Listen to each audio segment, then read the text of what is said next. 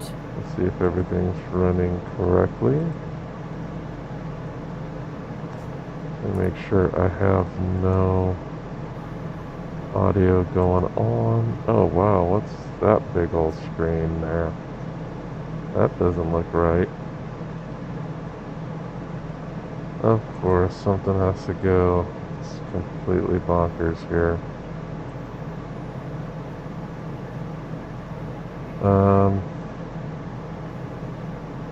Let me check on that now.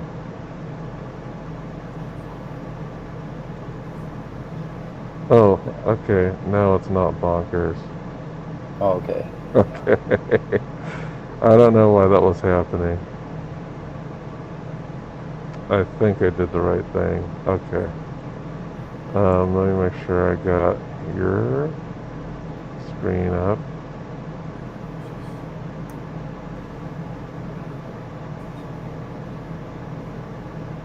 Okay, I think everything's good.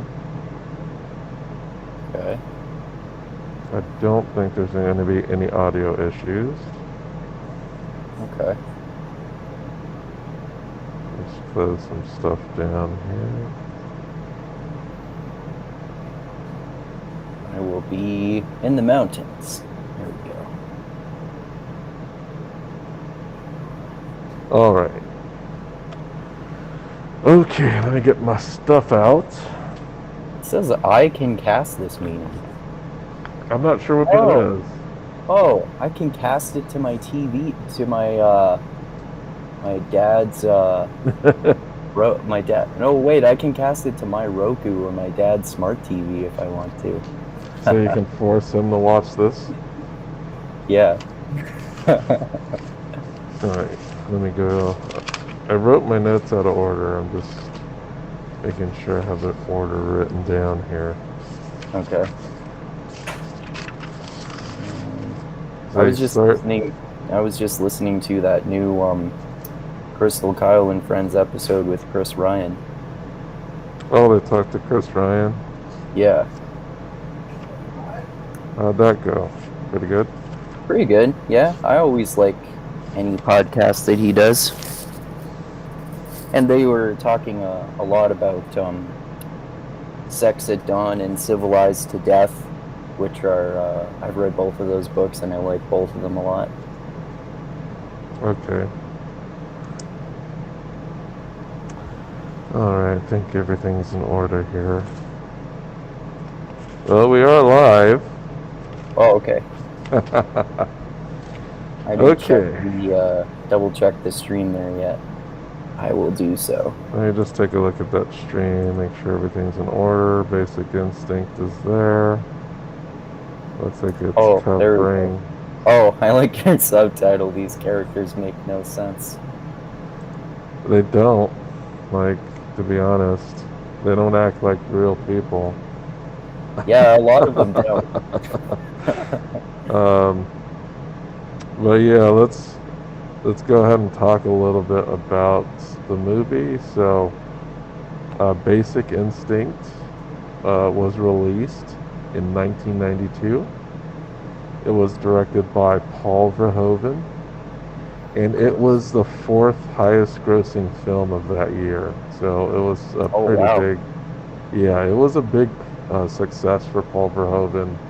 And pretty iconic and popular movie, especially the scene with Sharon Stone crossing her legs and flashing her pussy.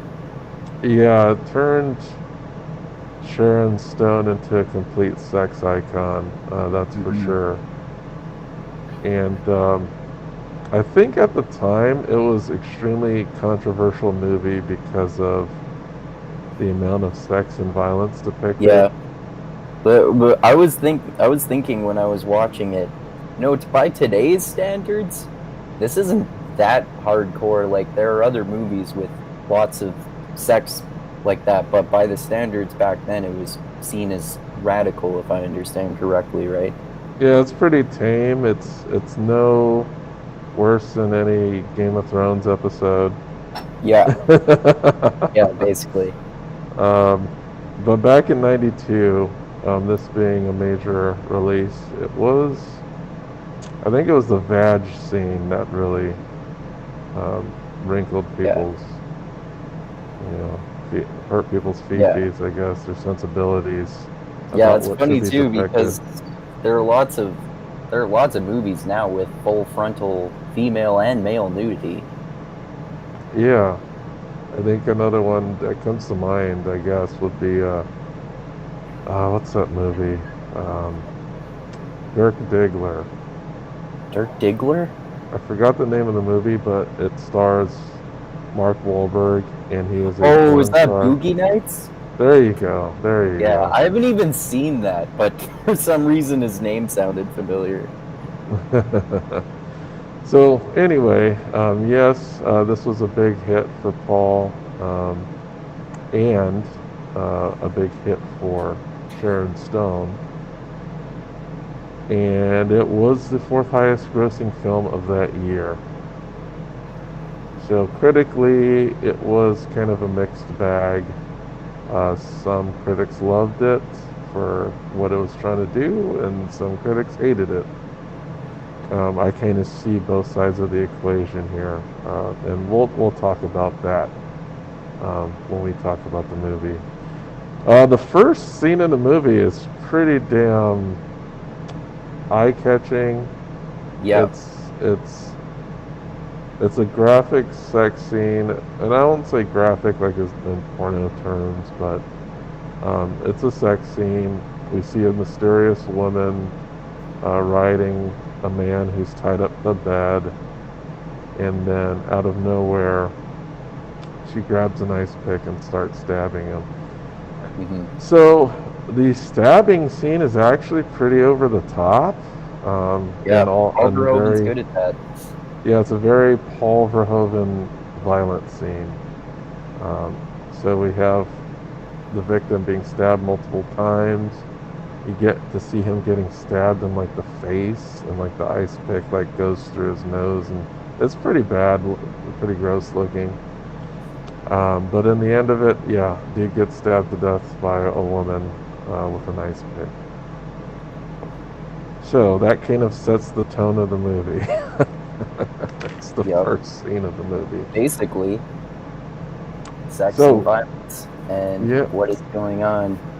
yeah, and so next scene, it's the next morning. The cops are there, and we got a couple characters introduced. We have Nick, who is, I guess, the main protagonist of the movie. He's a detective, kind of has his own demons that he's fighting with. And we also are introduced to his partner Gus, which is probably the most quotable person in this movie. Yeah. Um, so they're at the scene, and there's a dead man on the bed. The house is really nice, so we know that the victim was probably quite wealthy. Hmm. And they go to the room that the murder occurred in. He's just kind of splayed there. I don't know if that was an actual person or they just built a dummy, but all in all, you do see a penis hanging out. And I got a couple of quotes from the scene. So what they're basically doing is they're surveying the scene as cops, looking at evidence and bantering about some of the things. So one of the things we have to talk about is that the apparently this guy who's just murdered is some type of retired rock star, and he had contributed to the mayoral campaign or something like that. So there's somebody from his office there who wants to keep things under wraps because of the political implications it might cause. But anyway, I do have a couple choice quotes here. Here's one by one of the investigators. Cum stains all over the sheets. So when that is said, they start. I think he looks through like a light and some like special glasses, and it's everywhere. It's just complete chaos down there. Doesn't that happen like at least 3 times in the movie where they're like, we got to investigate this area for cub stains? Um, I don't think so because I can't think of anybody else who died during a sex act. Okay, maybe I'm confusing that with a different movie. Maybe seven? I don't know. Oh yeah, I haven't seen that movie in a long time. So, and that's a fantastic movie. Yeah, But we should do a movie chat about that sometime on your channel or mine. I think so. I think we're gonna have to do that. That's one of my favorite movies. Cool. But What's in another the box? what's in the box? But another choice quote, and this is from I will say you this right now. Gus is my favorite character in this film. Yeah. Um, he's Nick's partner. He's like a cowboyish type of, southern drawl character. And one of the interesting things about this particular actor is his parents, and this is just about the actor himself. His parents apparently were in Nazi concentration camps, Oh right. and later in his career, he played a Nazi general in the movie. Oh, okay. So I thought that was Interesting. pretty. Yeah, That's that's pretty. pretty. Yeah, those are pretty diverse roles. Yeah. Oh, he's played some pretty diverse roles in his career, but so one of his quotes, he got off before he got offed. Oh yeah. That Yeah. was one of Gus's quotes there. Yeah. Um, so after he says that, the guy from the mayor's office gets pissed off because they're not respecting the scene.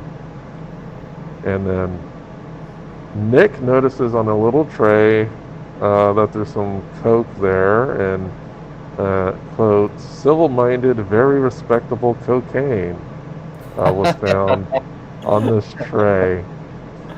Yeah. So they find out that the last person he was with, or at least seen with, was Catherine Trammell. She's played by Sharon Stone.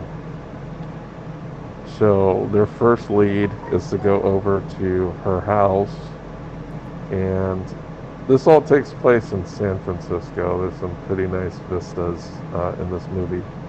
But they go over to her house in the city. Maid answers the door, and Nick enters. And the first you see this blonde woman walking down this staircase, this spiral staircase.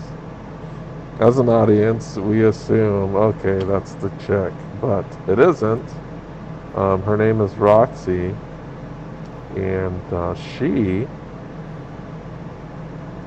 asks why they're there, but she already kind of knows that somebody died, else they wouldn't have showed up. Hmm. And when they start to interrogate her, she tells her, well, you need to talk to Catherine. So she tells them that Catherine is at the beach house. So next scene, we got the detective showing up at the beach house. Catherine's chilling on the deck watching the ocean. And apparently she already kind of knows what's going on and that they were already on their way. So I'm assuming they got tipped off by Roxy. But throughout the movie, you see that she seemingly knows information that she's really not supposed to know. And that's kind of a reoccurring thing that seems to happen with this character. So they interrogate her, and they find out that her relationship was not, they were just like fuck buddies. They weren't um, like intimate boyfriend or girlfriend or anything like that. But we do see that Sharon is a pretty libertine type of gal, and dare say it, like a psychopathic. Yeah. or sociopathic, however you want to describe it. I always get those two terms mixed up. If I understand correctly, there's sort of debate among psychologists as to whether there's a distinction between those two terms, or whether psychopath is even a proper term, or whether they even actually exist. I mean, you can, like, I've read books about people, I've read books with titles like psychopath and sociopath, but that seems to be a common opinion. I'm not sure. Mm. So I'll probably use them interchangeably, I pretty but much do too. I Yeah. think the basic gist is that she's a woman without empathy. Um, so she's without empathy, and she seems to like to manipulate people. And so while they're talking, they do discover she doesn't really have an alibi, and she they ask her because she seems not all that concerned. The detectives ask her if she's sorry if he's dead, and she was like, "Well, I liked fucking him," Yeah. which was kind of like her answer to most of Most the of their questions questions. about, yeah, the relationship. Yeah. We kind of Uh, fucked, and then we fucked, and other than that, I don't know. yeah, it's kind of like this is like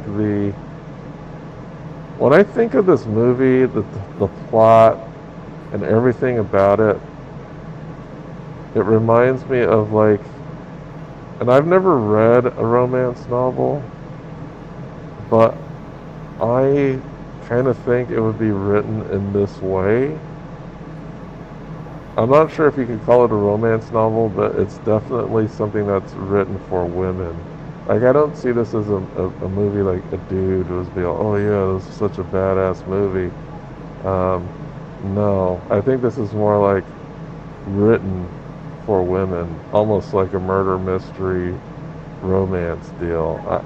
Oh, It interesting. I saw it as just more of kind of like a standard, like Paul Verhoeven's take on a standard murder mystery film.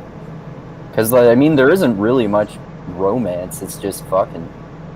Yeah, I know that, but even in those books, I'm pretty sure in a lot of romance novels, it's just fucking. So, Yeah, I guess so. Well, if you talk about like the I don't know, like pulp romance, like something like 50 Shades of Grey or something like that, like I guess that classifies as a romance novel, but I mean, I haven't read it and have no interest in reading it, but apparently it's kind of like that. yeah. Well, apparently, the man who wrote the script for this wrote this in the '80s, and I believe he also wrote Showgirls. So, Oh. which kind of No makes sense. wonder the characters in this suck. Yeah. Well, this is definitely the superior movie of the two, I but agree. Yeah. there's a lot of issues with this movie. Yeah. Um, but anyway, Yeah, so like you were saying, I won't get into it in detail. We'll get into it later, but like you were saying, one of my problems was that I didn't really care that much about the characters. So when there was this big twist at the end that goes one way and then it twists the other way, I was thinking, why are these characters reacting that way? That doesn't make sense. And then mm, so I was expecting the last part of the double twist, even though the audience was probably not supposed to expect that, because you were probably supposed to be more emotionally invested in the characters. So the very last part of the film was probably meant to be more shocking, I'm guessing. hmm yeah, I wasn't shocked by it, but Yeah. so, we'll get there. We'll get there. So eventually, she tells the cops, quotes, um, "Get the fuck out of here." She literally tells the cops that. because she asks, "Oh, are you gonna arrest me?" or blah blah blah, and then he just tells them to get the fuck out of there, and they leave. Yeah. She's really not nice to the cops. No, not at all. So next scene, because I've watched this movie 1.5 times in the past week, because I had to rewatch certain parts because I didn't take good notes. But eventually he goes back to the office, and we meet another character, Beth Garner, who is some type of police psychologist, and it appears he has to do some type of psych eval. And the weird thing about this movie is they don't make it super clear about what he did. I did a little bit of digging to find out like why he's having a psych eval, and the reason he's having it is because apparently he was doing some undercover work and he was high on coke and he shot 2 tourists. Yeah, I thought they mentioned in the film, uh, not necessarily all of those details, but I remember it being mentioned that he was having that psych eval because he had shot someone in the line of duty, and there was a question as to whether he was on coke and drunk at the time or something like that. Well, not even they don't. Yeah, not only did he shoot someone while on duty, he shot 2 innocent people while on duty. So, Right. um, so anyway, he's going through the psych eval with Dr. Garner, and apparently you can tell they had some type of relationship. They do get into talking about his sex life. He proves it to be bad by showing her his masturbatory calluses. So, um, I thought that Did was it seem pretty to you funny. like but I was just thinking in not in all of Paul Verhoeven's movies, but in this movie, Showgirls and Hollow Man, there are like there they seem to all have at least one character who's pretty important to the plot who is really fucked up around sex and could probably just and they're like the main character Michael Douglas in this when it came out a long time ago, and Kevin Bacon's character in Hollow Man, and that rock star who rapes that chick in Showgirls, like all of them are like really violent and rapey around sex at times in Hmm. all of those movies,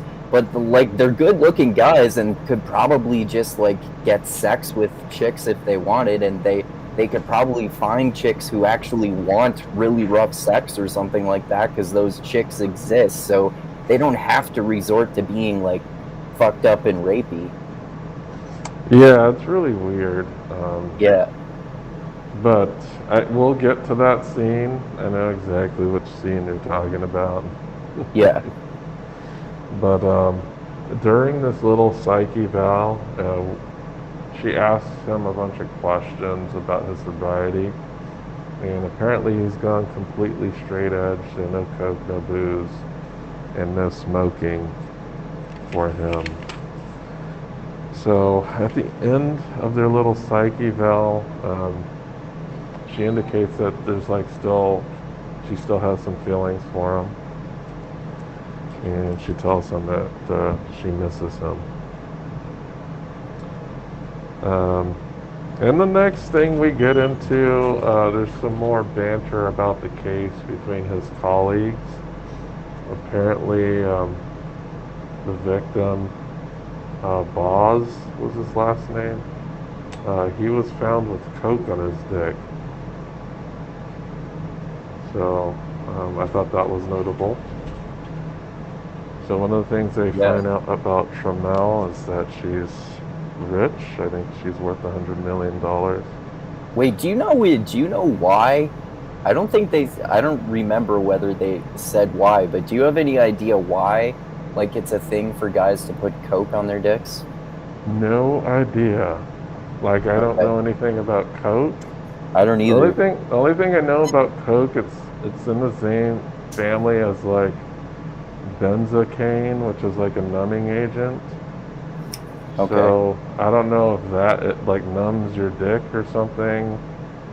Oh yeah, you know, I might have heard that on like a CSI episode maybe when a guy liked to have a guy liked to have a it was an episode about a stand-up comedian who gets killed, and he had this habit of liking to get a chick put coke on his dick right before he would do a set because it would make his dick numb and it would really piss him off, so he liked to have a lot of energy for his stand-up comedy performances. That is strange. Yeah. I probably would like to watch this episode sometime. It just sounds funny. I have no idea what it's called or what season it's even in. I just remember that because it was so weird. Okay. Um, so next thing we find out is that Flamel is rich.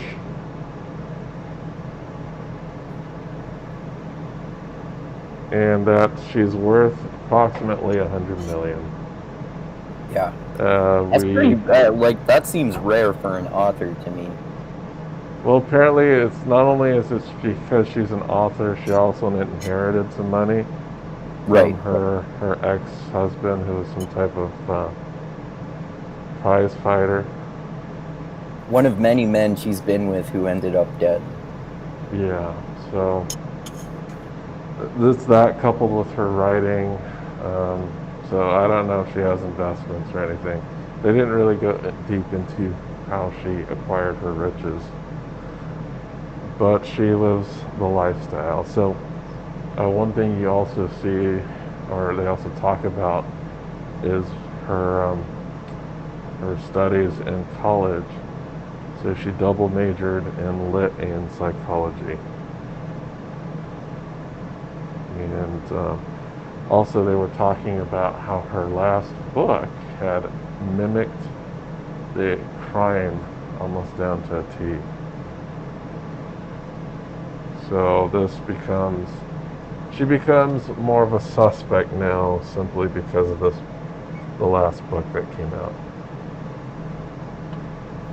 And we find out, I think it's later on that we find out that seems to be like, to say the least, that seems to be kind of a habit with her books, and she has a history of that. Yeah, so we come to another scene where they're talking to, I don't know what you call him, but it must be one of Dr. Garner's colleagues. I think he might be a profiler or something. So he talks about how there could be two types of people that could be the actual murderers. So we either have a copycat killer, or the person is using that book as an alibi, and the person who wrote the book would have to be the killer. Yeah, yeah, and they talk about how it would be super dumb for an author to write a book about exactly how they murdered someone or going to murder someone.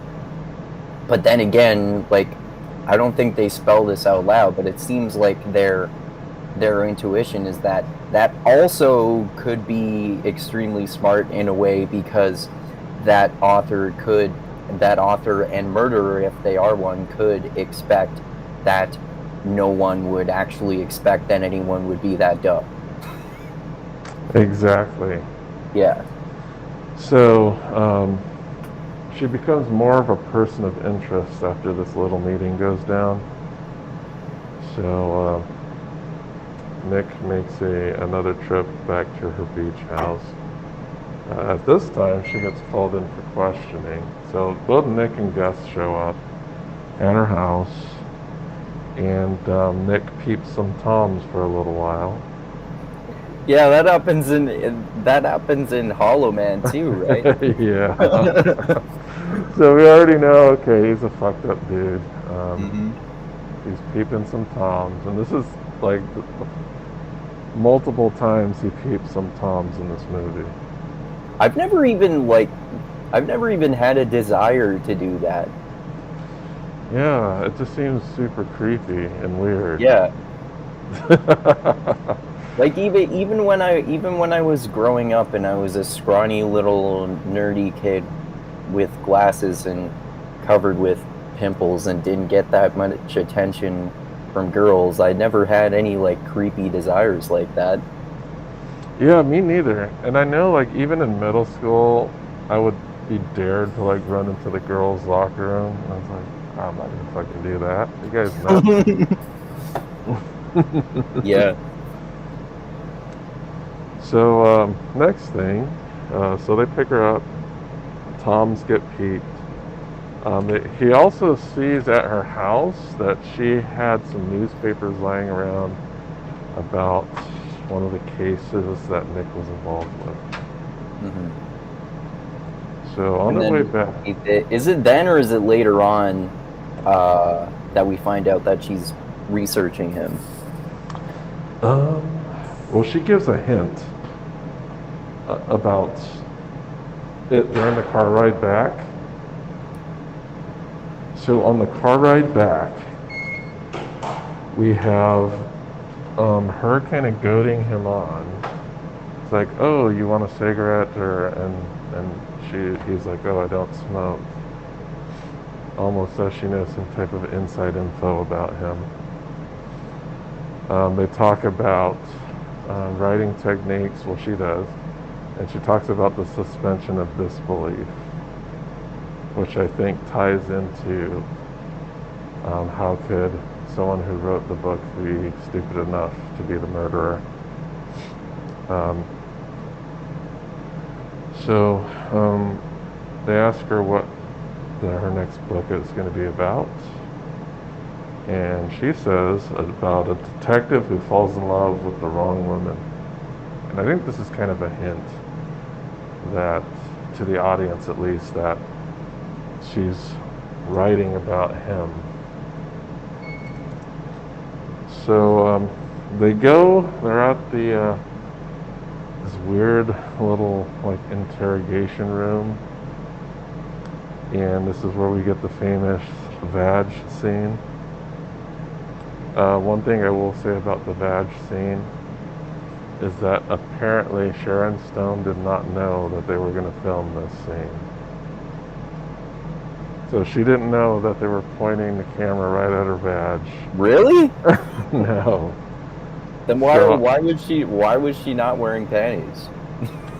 she was actually told not to, because Oh, it's interesting. Yeah, she was told that's not to like because fucking manipulative, man.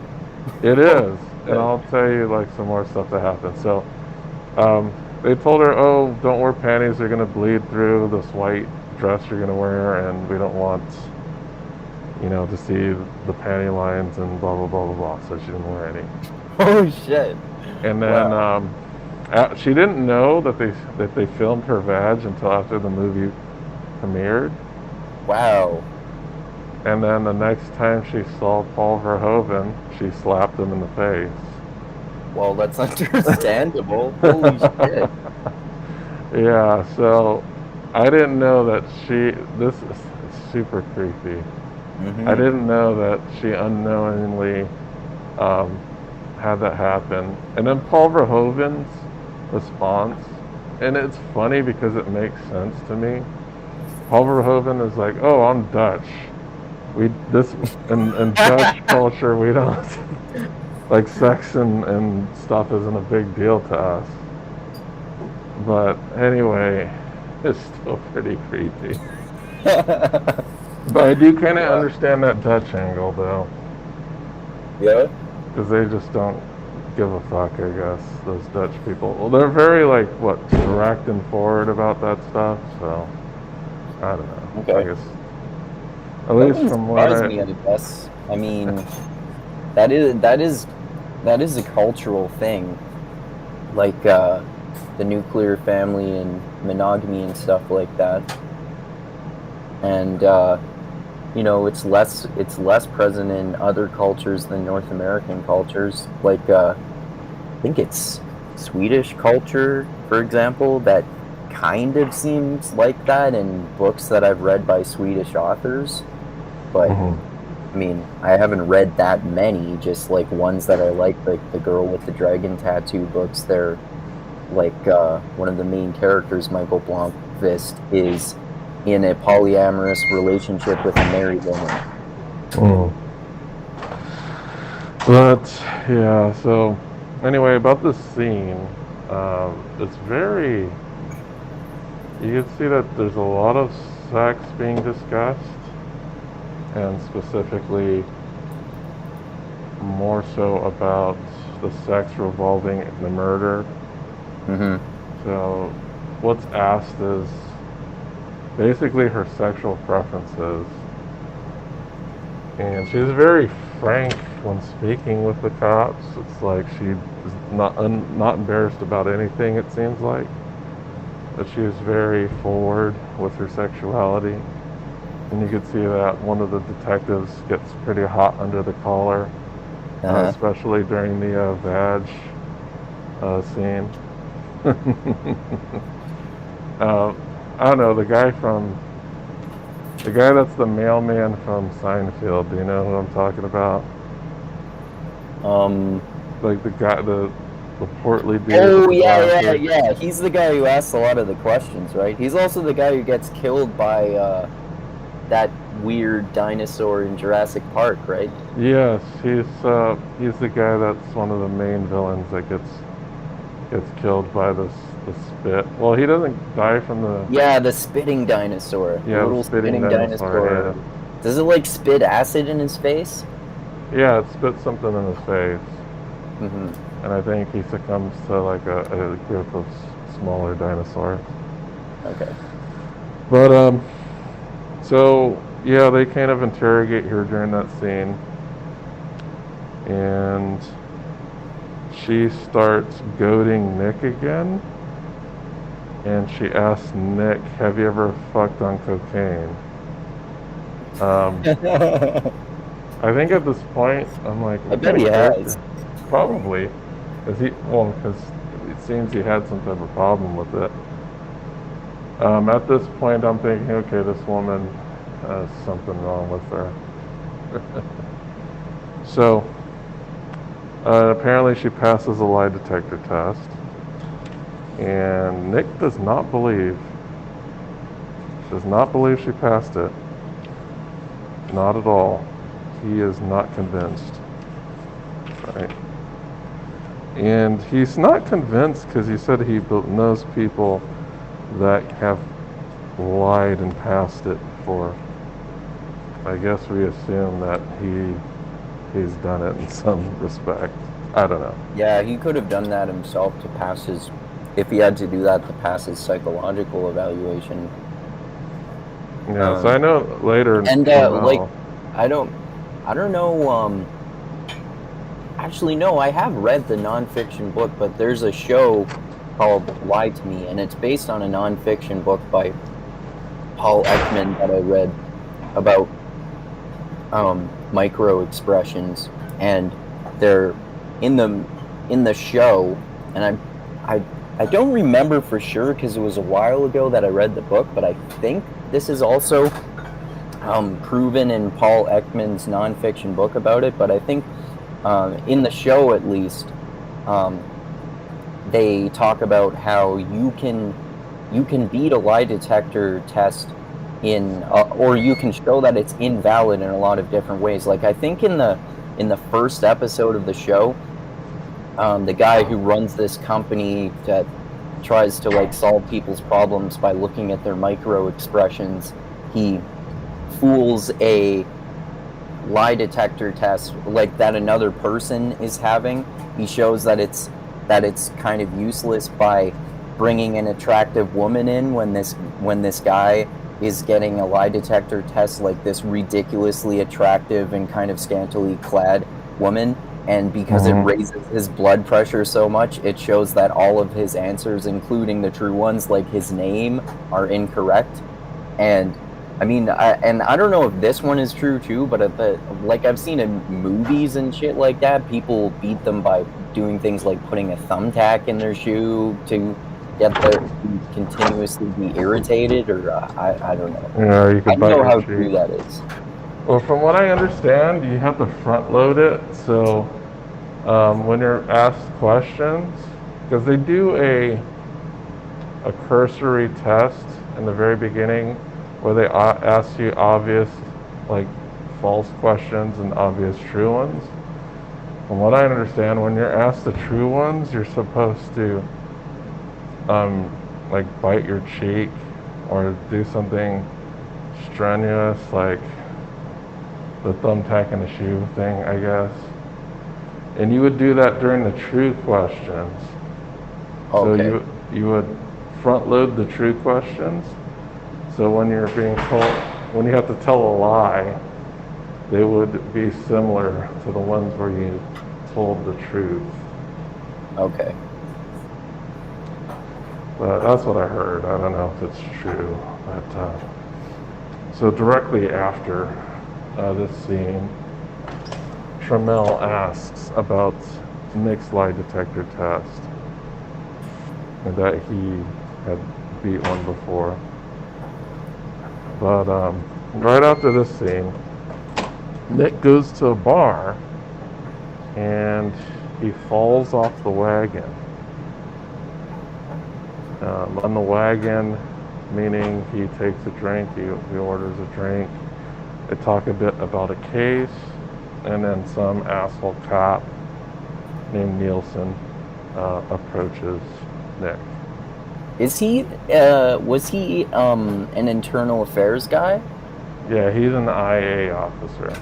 Right. So he starts calling him Shooter. He references his cocaine use. This really pisses him off. And at this moment, I believe Garner is coming into the bar as well, which is the psychiatrist. So Right. before he gets into a huge fight, Garner stops the fight from happening. Right. She's upset that he started drinking again and whatnot. Right. So I just wrote a note. Nielsen is an asshole. Yeah. Yes. Nick asks Garner if she wants to get out of here in 90s speak. That means go home to get it on or whatever. Right. They get home. Nick gets rapey, I guess you want to Oh call it. yeah, that's the like scene that happened in all three of those Paul Verhoeven movies that I mentioned, Hollow Man, Starship Troopers, and this one where a guy who really doesn't fucking need to gets like super rapey with a chick. It's a weird rapey because I don't. It looks well. They were wanted to get it on with each other. He's just very Yeah. aggressive. Yeah, he was just like too aggressive for her. Like, yeah. And she told him to stop. I think. I don't think she wanted him to stop because she didn't want to have sex with him. I just think he was way too aggressive with it. Yeah, exactly. Like I don't know, just being too thrust heavy. Yeah. Anyway, they finish up. Um, Garner admits that she knew Catherine in college. So that's the start of a seed here. Yeah, that's huge And foreshadowing. yeah, and then Garner asks why Nick was so rapey. And then he gives like some very nonchalant and dickish answer. And then she kicks him out of the apartment. Yeah, Nick is kind of an asshole as well. He's not Yeah, a good exactly. person. And one of the many reasons why it's hard to find any redeeming character in this movie. Yeah. Like the only redeeming character is this Gus. I just love the dude. That's like the only character I really like. He's kind of the only good person, or one of the few. Yeah, and I like the psychiatrist. Um, She's a but very interesting character. she is, but we'll have to get into that. Hmm. Like you're meant to think she's a horrible person, but she's really not a horrible person. Yeah, exactly. Um, so what happens next? Um, they they find out some more information because there's interstitial scenes where he's talking with some of the cops and they find out more stuff about Catherine. At this point, they find out because because Nick was told that they went to school together at Berkeley. He does some digging about Catherine's time at Berkeley, and he finds out that one of her professors was murdered with an ice pick. So we're at this point we're like, duh, of course it has to be this crazy from like psychopath chick who's just screwing everybody. So he goes to her house. He doesn't announce himself. He just sees her leaving, and there's like some weird fucking chase scene. Um, I'm Yeah. saying weird because one of the cars is like a Lotus E-Spirit, and he's trying to chase her in like some big ass Grandpa Buick. Good point. It's like, yeah, this is really realistic here. And she's driving like she's a pro driver, without fear. Because they're just driving in a 2-lane highway through the mountains. And they're like swerving in and out of traffic. And when I say swerve, the only place you can go is in the other lane with oncoming traffic. This is Yeah. dangerous as fuck. Not only are they doing this in a 2-lane highway, the highway is a switchback through the mountains. So it's just nuts. Yeah. So, next thing, they're kind of swerving, playing cat and mouse. I'm not even sure she's aware that he's following her. They never really say. Eventually, she arrives at some older lady's house. We don't really know why she's there, but she's there. And they they sees her leave. He checks the mailbox to find out who she is, and it's just another lead that he can follow up with. So, the name that he found on the piece of mail is Hazel Dawkins. When she leaves the house, and it's like late into the evening, uh, they go on a chase again, and she leaves him in the dust. So, let's see. And what happens next? My notes. Okay, next thing that happens.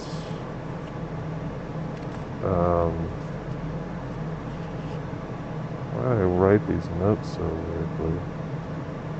Oh, okay, I got it. What's wrong? No, I was just trying to figure out the order of these goddamn notes. Okay. They wrote them in such a convoluted manner. Okay. So yeah. Next thing that happens, he goes back to the house, right? And he shows up at her house. It looks like maybe her beach house. that he goes back to. He sees that her car's parked, and he peeps some more damn toms again. So guy's a train wreck, man.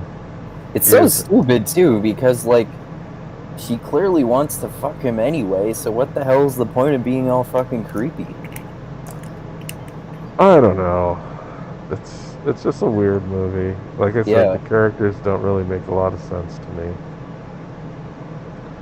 So he peeps some toms, and then nothing happens there. And that next day, he finds out that the college professor that was murdered was um, was I guess there's a definite tie between Catherine Trammell and the professor. So after he finds this back out, he goes back to her house, and she's kind of like hanging out outside, and she just goes up to him and asks him about the shootings um, that he was involved in, and she actually tries to make a move on him, and he doesn't indulge. And then Roxy He's being shows a up. good guy for the first part of the movie. Yeah, and then Roxy shows up, and Catherine and Roxy engage in some lesbianage. Good word. They're, they're, I was reading about some controversies about this movie, and this is 1992, So and that was like a controversial thing for two women to make out with each other. no, here's what was controversial, um, and I thought it was really stupid. So the LGBT community was angry because the bad guy in the movie is a bisexual psychopath woman. And they said, So? oh, exactly. So what? It's like, oh, you're making us look bad. You're portraying us as Do you psychopathic think all red. lesbians are good people? Like, are all straight people So good people? stupid. It's not like she is the freaking representative of the entire LGBT community. Yeah, That's ridiculous. obviously. Yeah, that's ridiculous. You know, Yeah, in Harry Potter speak, ridiculous. yeah. Anyway, so the lesbianage happens, and Nick is pissed off because during the conversation, he's gleaning that she knows too much about him that is not public knowledge. Mhm. So he goes back to the office. He's very pissed off, and he's convinced that his file was sold to Trammell. He Yeah. goes up to Nielsen, and they have an altercation. And Garner shows up and attacks him. Does she attack somebody? Yeah, Remember.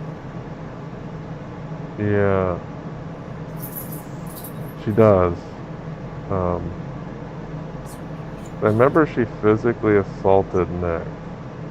Do you remember that part? Yeah, yeah. Yeah, she is pissed off at him, and because they go and they talk in her office, right? And he interrogates her because he wants to know how Nielsen got his file. Right. And she eventually comes clean that she gave it to him. I'm looking at the stream, and at least on my end, I don't know if he meant to do this intentionally or not, but like it has me. It has the picture of me, and then like the just your purple W for woke there on one side of the screen, and then the other. Oh wait, you know what? It just changed. I was gonna say that the other half of the screen was just that like cool blue spiral, but now it's gone to just my picture and your woke W. Okay. Okay, yeah, I had to fix it because the my tablet turned off because it was Okay. out of juice. So I Okay. guess it messed with the screen there. I think it's back to normal now, right? Yeah, it's back to normal now. Okay. So, Garner gave his psych eval to Nielsen, and the reason that is because Nielsen is internal affairs, and Nielsen was investigating Nick. Right after this event, um, Nick is at home and he gets waken up by a phone call after boozing it for a little while, and he gets called over to a scene of a murder, and it is Nielsen. So Nielsen was just shot. Um, Nick is questioned about it. Of course, he's like suspect number one because they just had a physical altercation at work. And Garner covers for him. She gives him an alibi, saying that she stopped by at his apartment for a little bit to talk to him. Right. So, next thing is that he is put on leave. Right. So he's not. Because of this, he's put on administrative leave. So next thing that happens is that Nick talks to Garner and asks her more information about Catherine. He tells Garner that he thinks that Catherine is the one that killed Nielsen. So, um, next thing that happens next day, I think Nick is about to enter his apartment, and then Catherine is there, and he invites her up. We see that she's good with an ice pick, apparently. Really loves crushing ice cubes.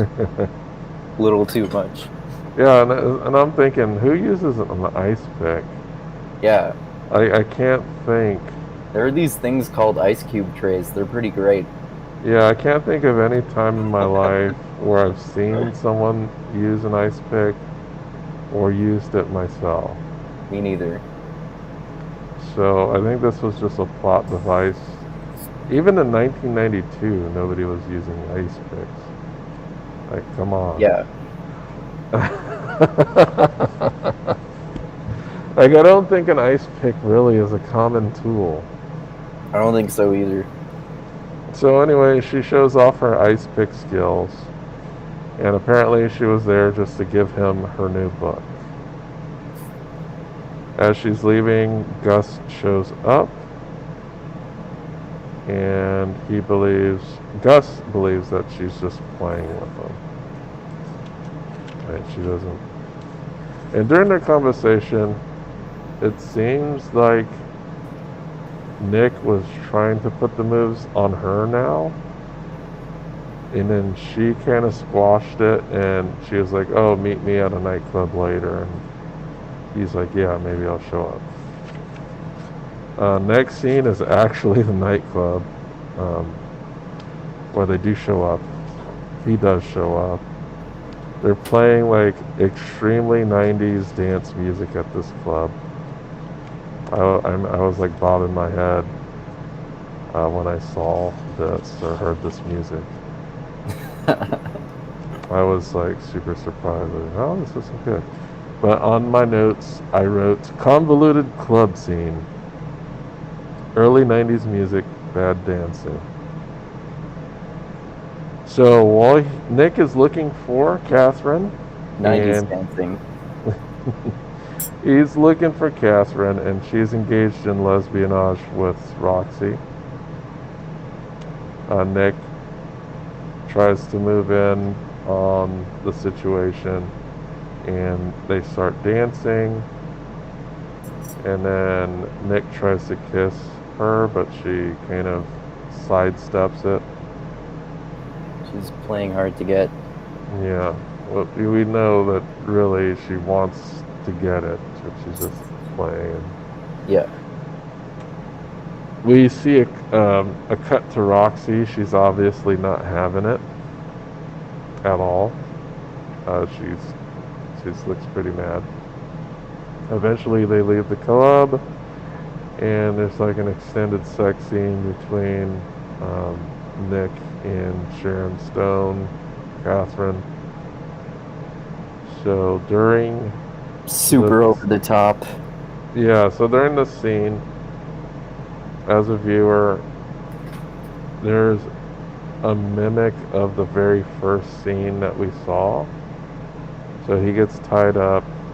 She goes into the throes of sexual abandon. And right when we, the audience, are supposed to think that she's about to stab him, she just kind of just flops on top of him. Right? So, Yep. so eventually, um, they part ways for the evening, and on his way home, he's walking. Oh no, this is not what happens. I forgot. This is not yet. What happens next is he discovers that Roxy was there watching everything, which is weird. And Roxy tells him that she's going to kill him. Like, ooh. So next thing we know, he Yeah, tells Roxy. Go she's ahead. way too jealous. Yeah, very. And he kind of rubs it in, which is kind of a dickish move by telling Roxy, because he knows they're involved. And then he tells Yeah. Roxy it was the fuck of a century. Yeah. This is where I'm just realizing, man, the dialogue in this movie is extremely awkward Yeah. and clumsy, Very Paul and Verhoven-y. nobody would fucking talk like this in real life. Hold on a No. second. Oh, Ian and Calder. Yeah, it's kind of like Paul Verhoeven, typical Paul Verhoeven dialogue in a way. Really cheesy lines that pretty much no one would ever say in real life, I would say. Well, the dialogue itself, I was just reading into it, was pretty much critically panned. Like, I'm looking at the scene, it's like, who acts like this? Yeah.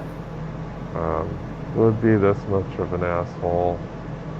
I don't know. Maybe the guy is just an asshole character. But anyway, the next thing we get to see, and I like this scene, um, Nick goes to a bar with Gus. We get to see Gus off duty. And apparently Gus off duty is like a cowboy. So they're in like some bar.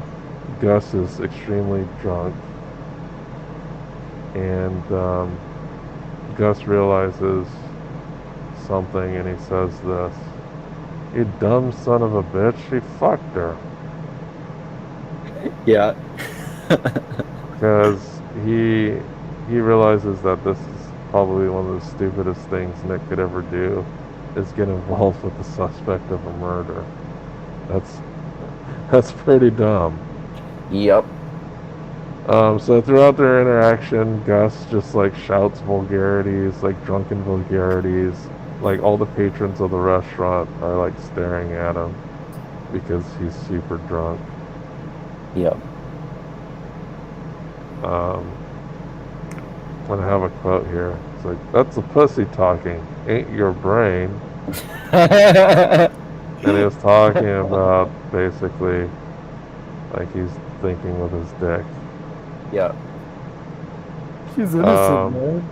Totally, I believe everything she says. yeah, and he lets his drunk friend Gus drive home.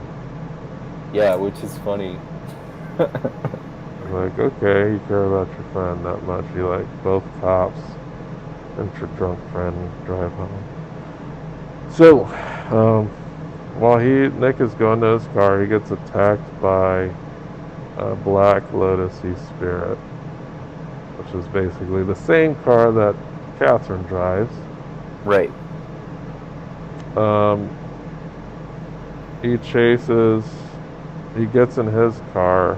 And at this point, he's driving his Mustang 5.0 or whatever, and he's just fucking the suspension up, driving up some stairs or something. So this chase goes on for a little while, and then they go into like a game of chicken, it looks like, and then the black car drives off, and then it flies off of I guess, into an embankment. It rolls over. It's a pretty bad crash. And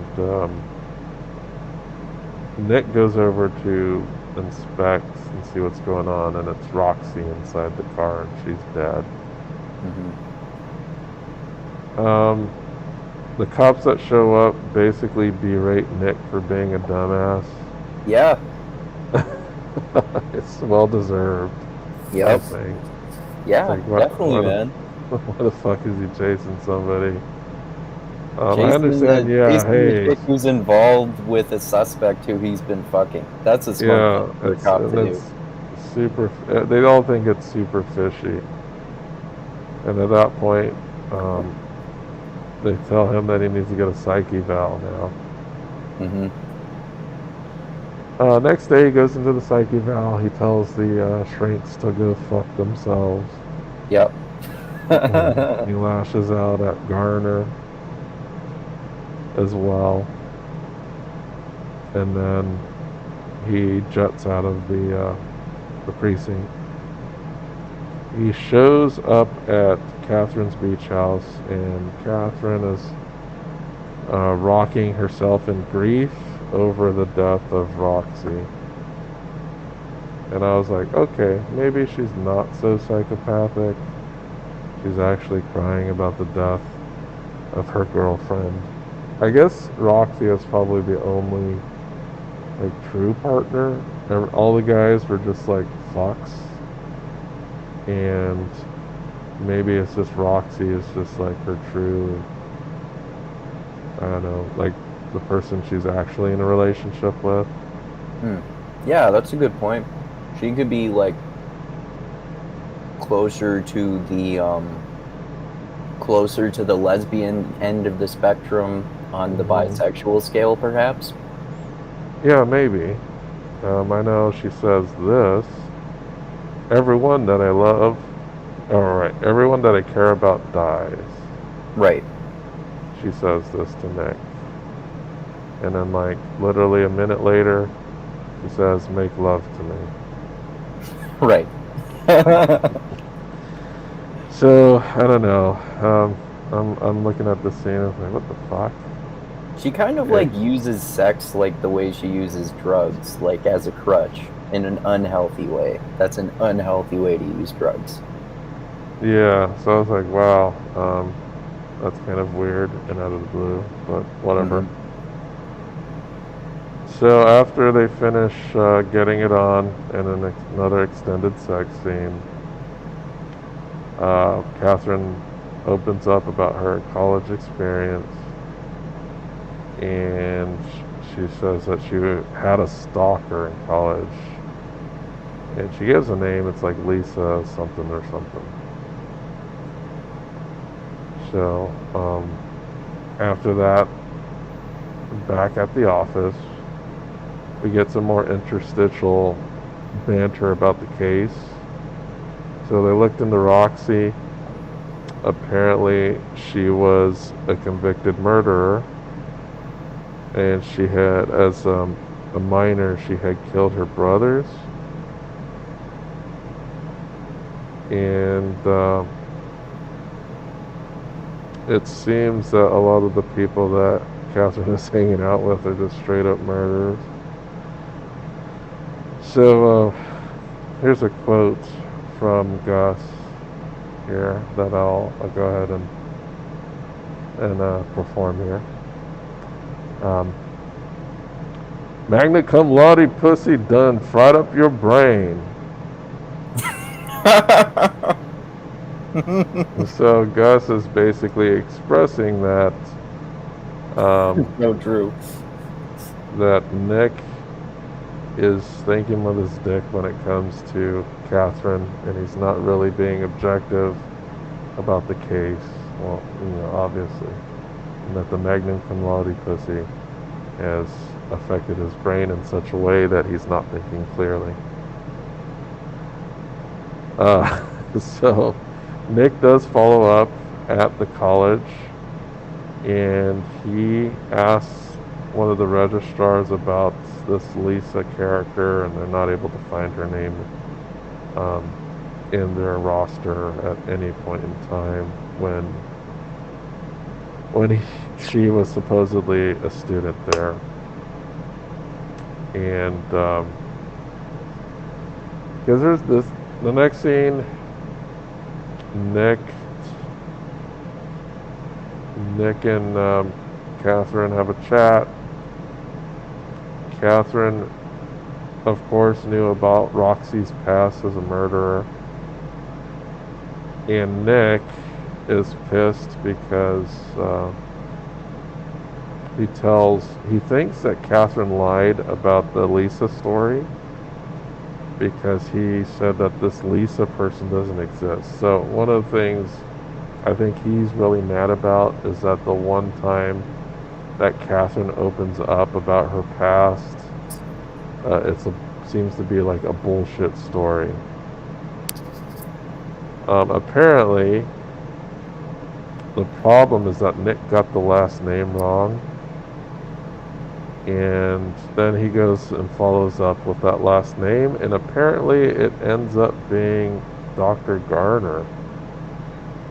Right. So this is where this movie starts becoming super convoluted.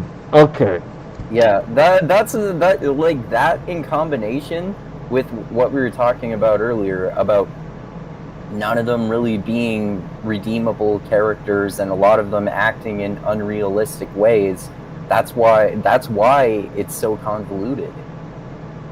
Yeah, so the convolution here is that apparently Dr. Garner, the shrink, was involved with Catherine in college. Right. Like, sexually, apparently. Yeah. And, well, actually, it's not apparent sexually, but we do know that, according to Catherine, she was being stalked by her. And he confronts Dr. Garner about it. And she explains that, no, it was the other way around. Catherine was the one that was being obsessive about her. Right. And the reason why she didn't say anything is that was her first and only relationship with another woman. Right. And she really didn't want to bring that up.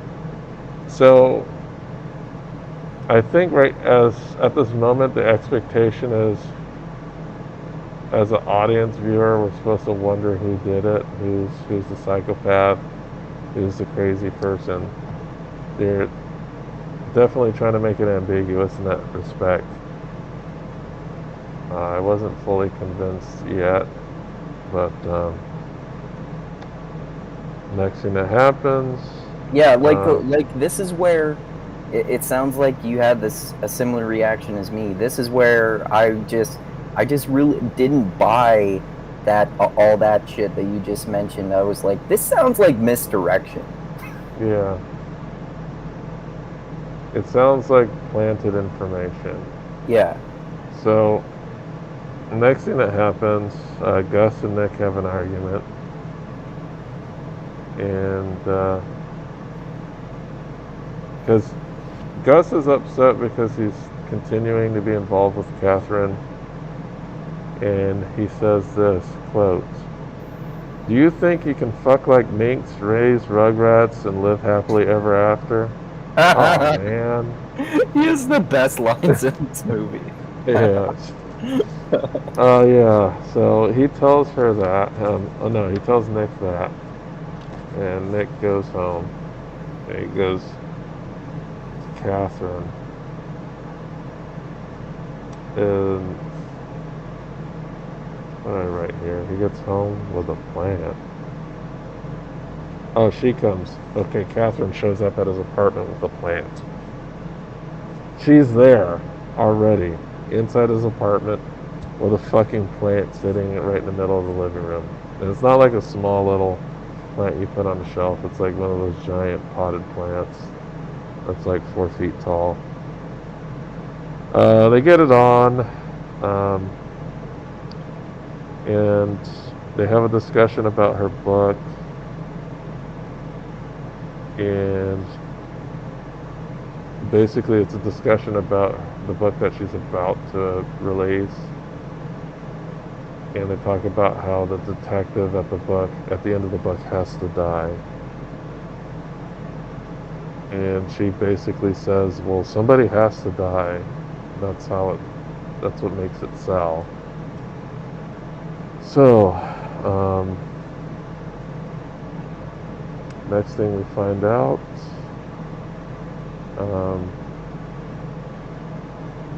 why did I write this? Oh, okay. There's some more, I don't know if this is planted information, but there's some more cop banter about some stuff. And they believe, well, at least Nick comes to believe that Dr. Garner was also involved in a murder of her husband, because he was doing some research on Garner too. And they find out that her husband was shot. So they're trying to create like another, I guess, a misdirection for her. Because he goes and he talks to some other cop, and he finds out also that they never found out who shot her husband, but the cop believes that it had something to do with some other side piece that she had. And the side piece wasn't a man, it was a woman. So this kind of introduces some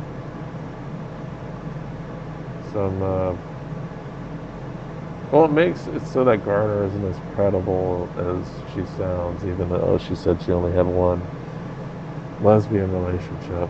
So we got bi Garner and bi Trammell, two bi women who are duking it out over Nick's affections, basically.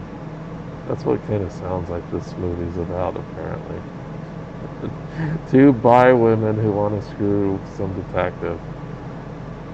So, anyway,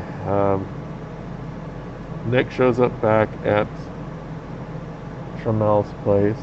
She notifies him that the book is complete, and she tells Nick goodbye. And Nick is very upset because he believed the relationship was more than that, but apparently for her it was just research. And she tells her that he was the fuck of the century. Yeah. And she does that thing that, well, I bet has happened to you in real life before. That has happened to me, where a chick seems to like totally change overnight. Like, I'm done with you. I'm like, okay, what the fuck? All right. But to be fair though, like like it seemed pretty clear to me throughout the movie that she was just looking for a fuck buddy anyway. So Yeah, it's kind of on him that he got emotionally attached. yeah. So, he and Nick get together, or Nick and Gus get together. It's obvious that Nick is pretty depressed about what just happened, and it's probably to Gus's delight. But he and Gus are going to follow up on a lead. Apparently, they found a former college roommate of Catherine's, and they want to go ahead and talk to her about Catherine and probably see if they can get some information about the murder that happened on college campus. So they reach the building where they're supposed to meet this woman. Gus reminds Nick that he's no longer, at least he doesn't have a badge, so he can't go officially to do the interview. Tells him to stay in the car. So Gus goes up an elevator, and at this point, Nick realizes that it's some type of trap. That's a trap. It's a trap. It's a trap. That's So, a trap. it's a trap. So Nick goes running into the building. When Gus reaches the floor of fate, the door opens and he's ice picked to death. And Nick shows up to see his buddy bleeding out and dying. And right at that moment, Garner shows up.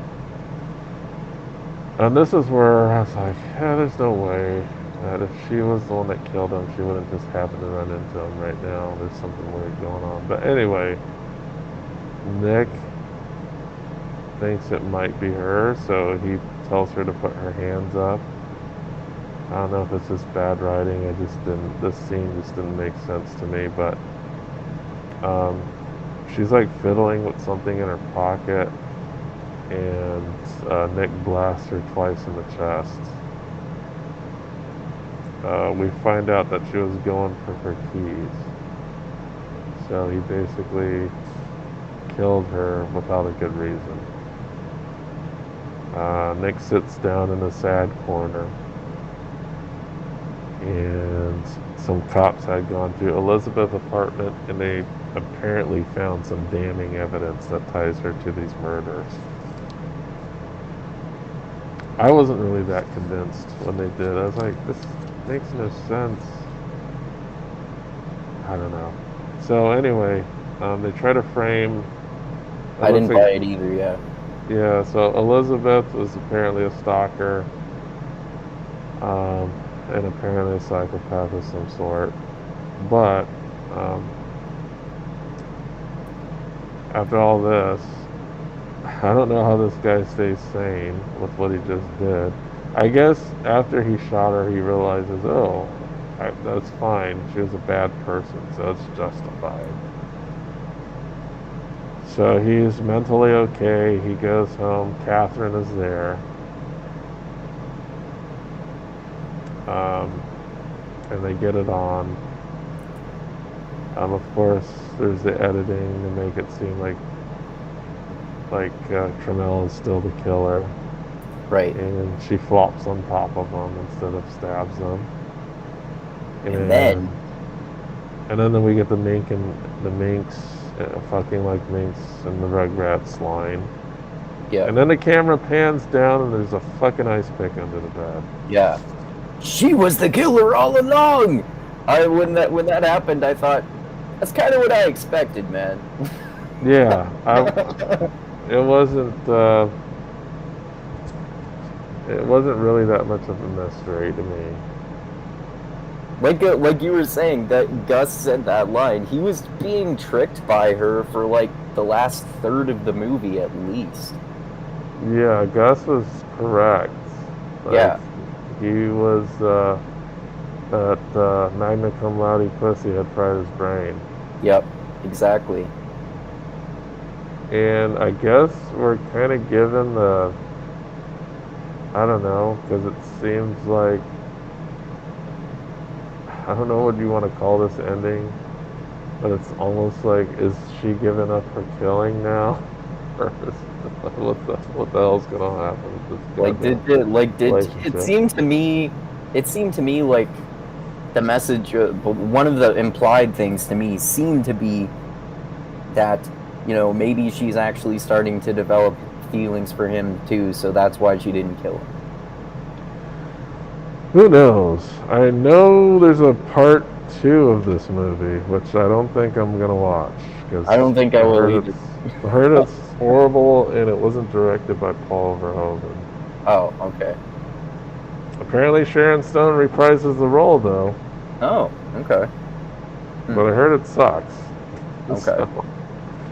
So, I don't know, man. I guess this movie was big for its time. It didn't age well, I don't think. It's Yep. just weird. Like the suspension of disbelief is not there. Right. Like my disbelief was just all over the place here. Yeah, me too. It's not Paul Verhoeven's fault. I know he didn't write this movie. Somebody else did. But it's not horrible. Um,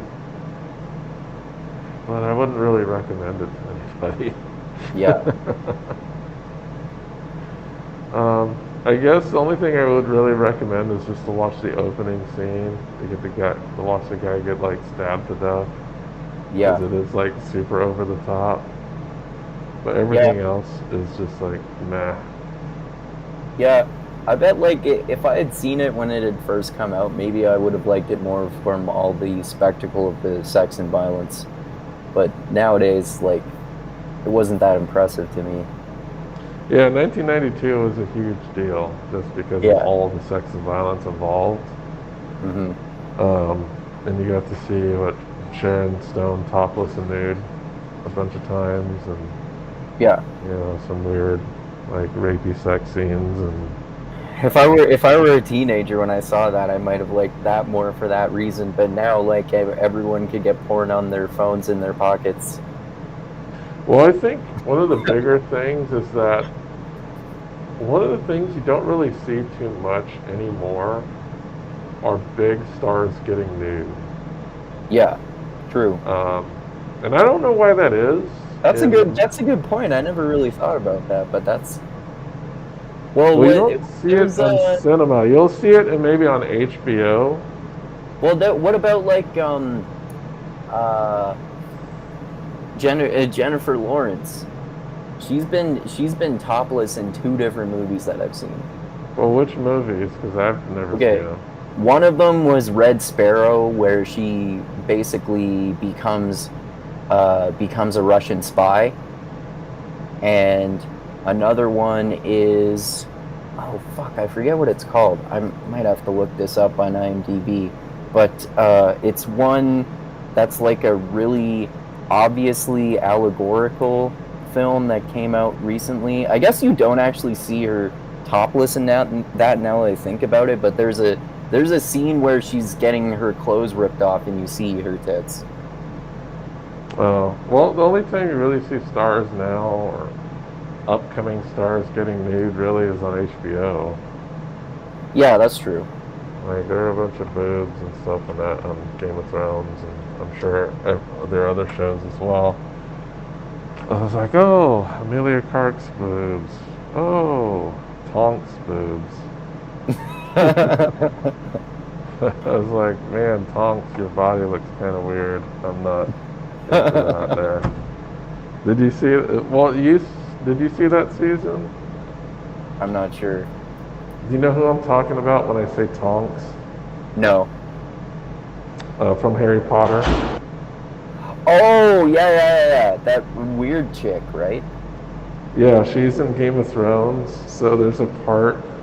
Oh, okay. Where she tries to seduce.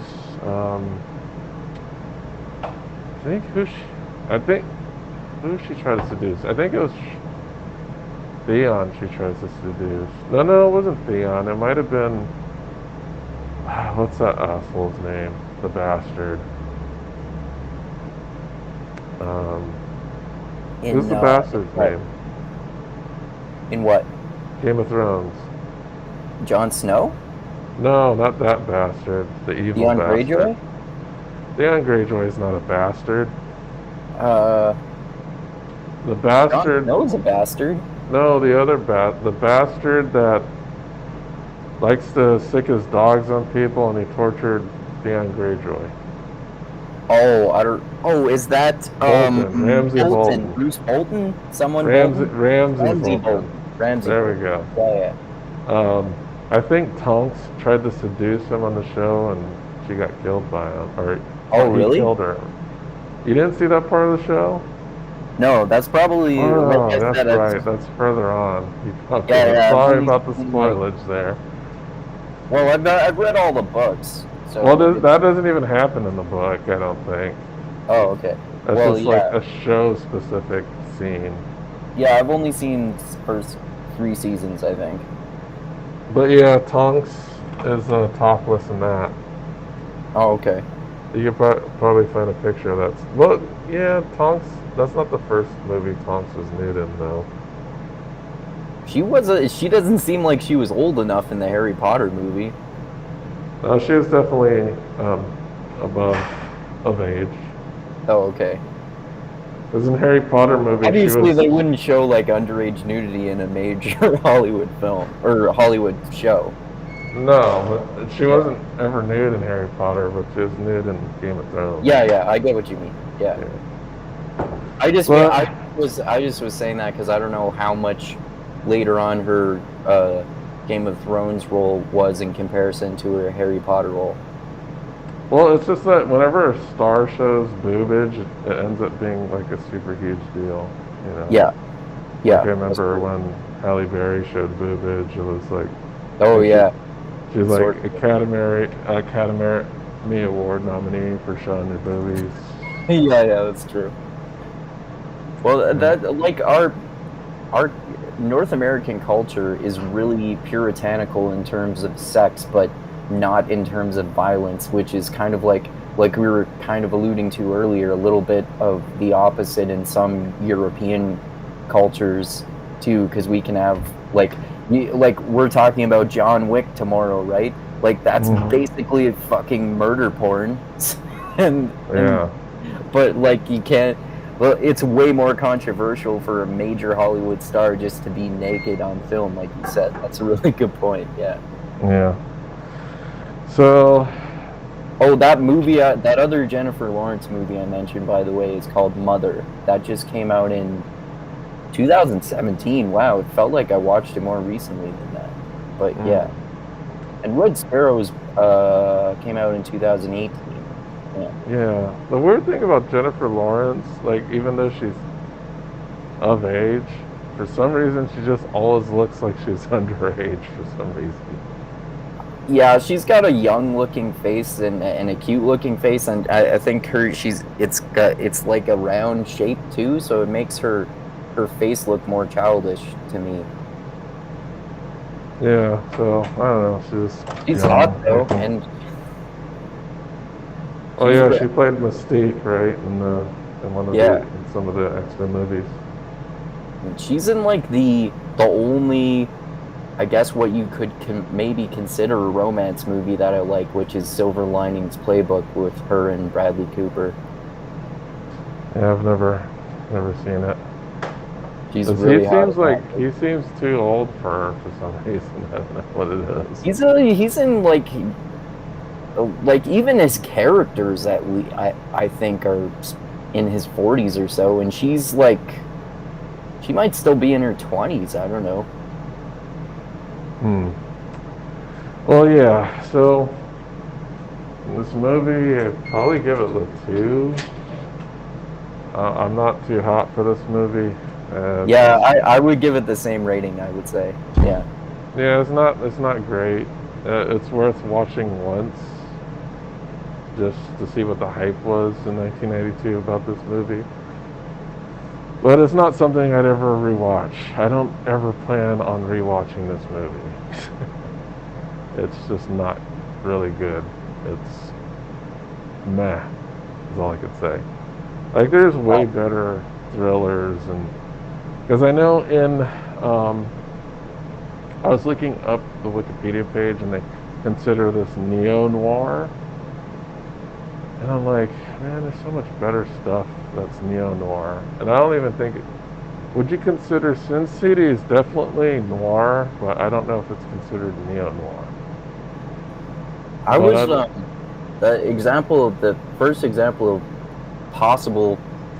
Actually, I just thought of a couple examples that could be considered maybe neo noir, like the one I mentioned earlier, the movie versions of The Girl with the Dragon Tattoo, especially the first one, and especially the American remake directed by David Fincher, that stars Daniel Craig, and then also even more so by the same director, David Fincher, the other movie we mentioned earlier, Seven, especially.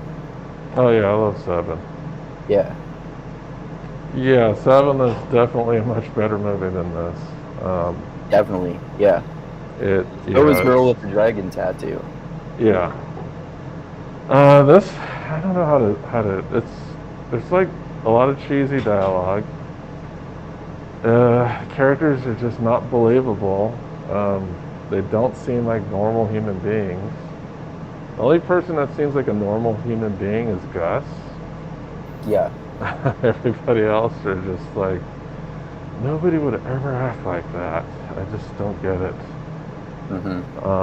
The movie starts off strong. I thought it started off pretty strong with the opening scene and the crime scene investigation, like directly after that, and then Yeah. it just gets weird when it's like him getting involved with a suspect and like, the hell's going on?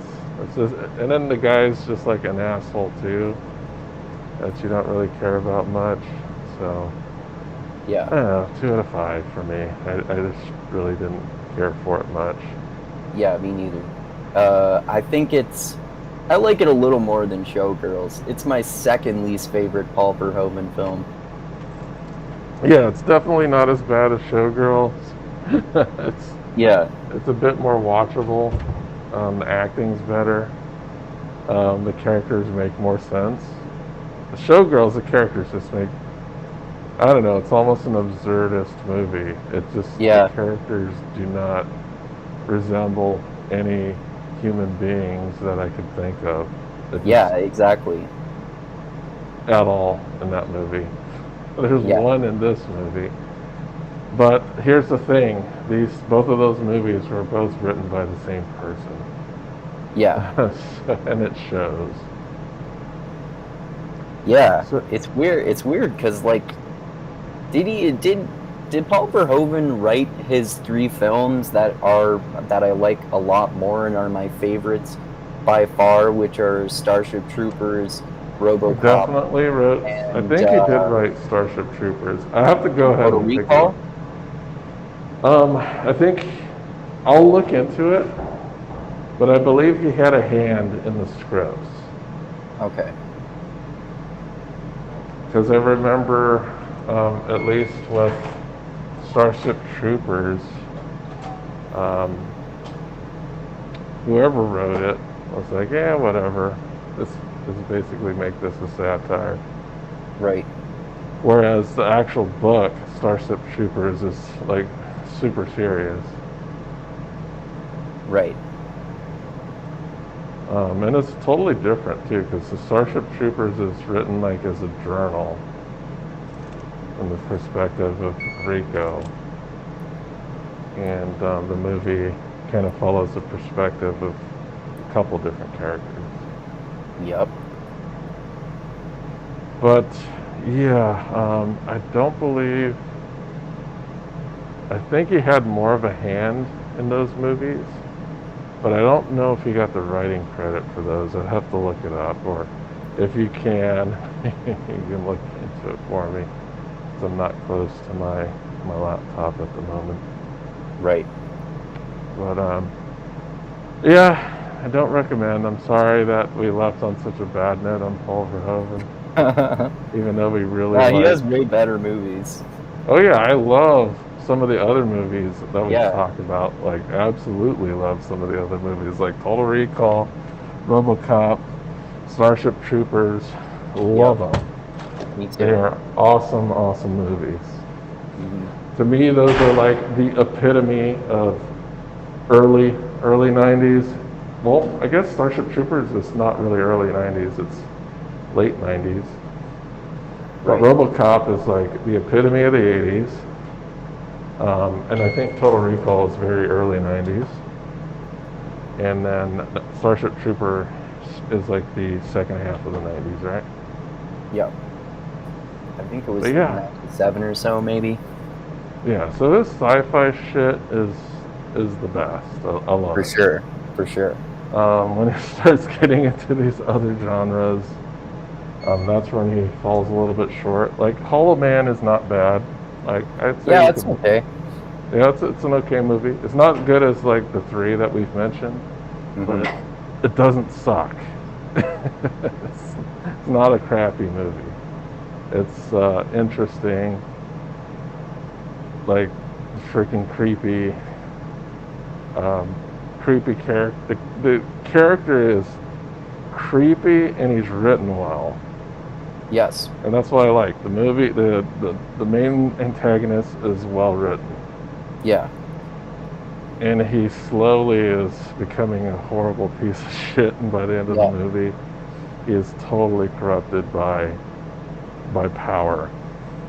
So Yeah. I think it has like an interesting, like power corrupts absolutely type of um, moral to that story. Definitely. Oh, that reminds me, by the way, I recently finally read The Invisible Man by H.G. Hmm. Wells, and it is like Hollow Man. Now I know that Hollow Man is basically the exact same type of story as the original Invisible Man, but like cranked up to 11. That's basically what the whole original story is about this guy who becomes invisible and it slowly drives him mad. So it might be kind of like a rehash of that same story. Yeah, basically, I would say.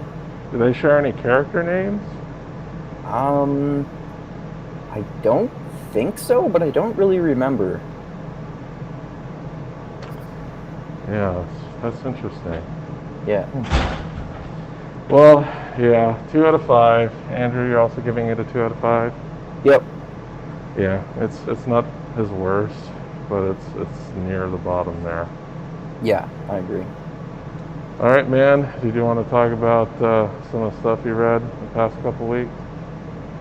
Yeah. Well, other than The Invisible Man, um, just yesterday I finished reading Broken Eye, which is that book 3 in the Lightbringer series.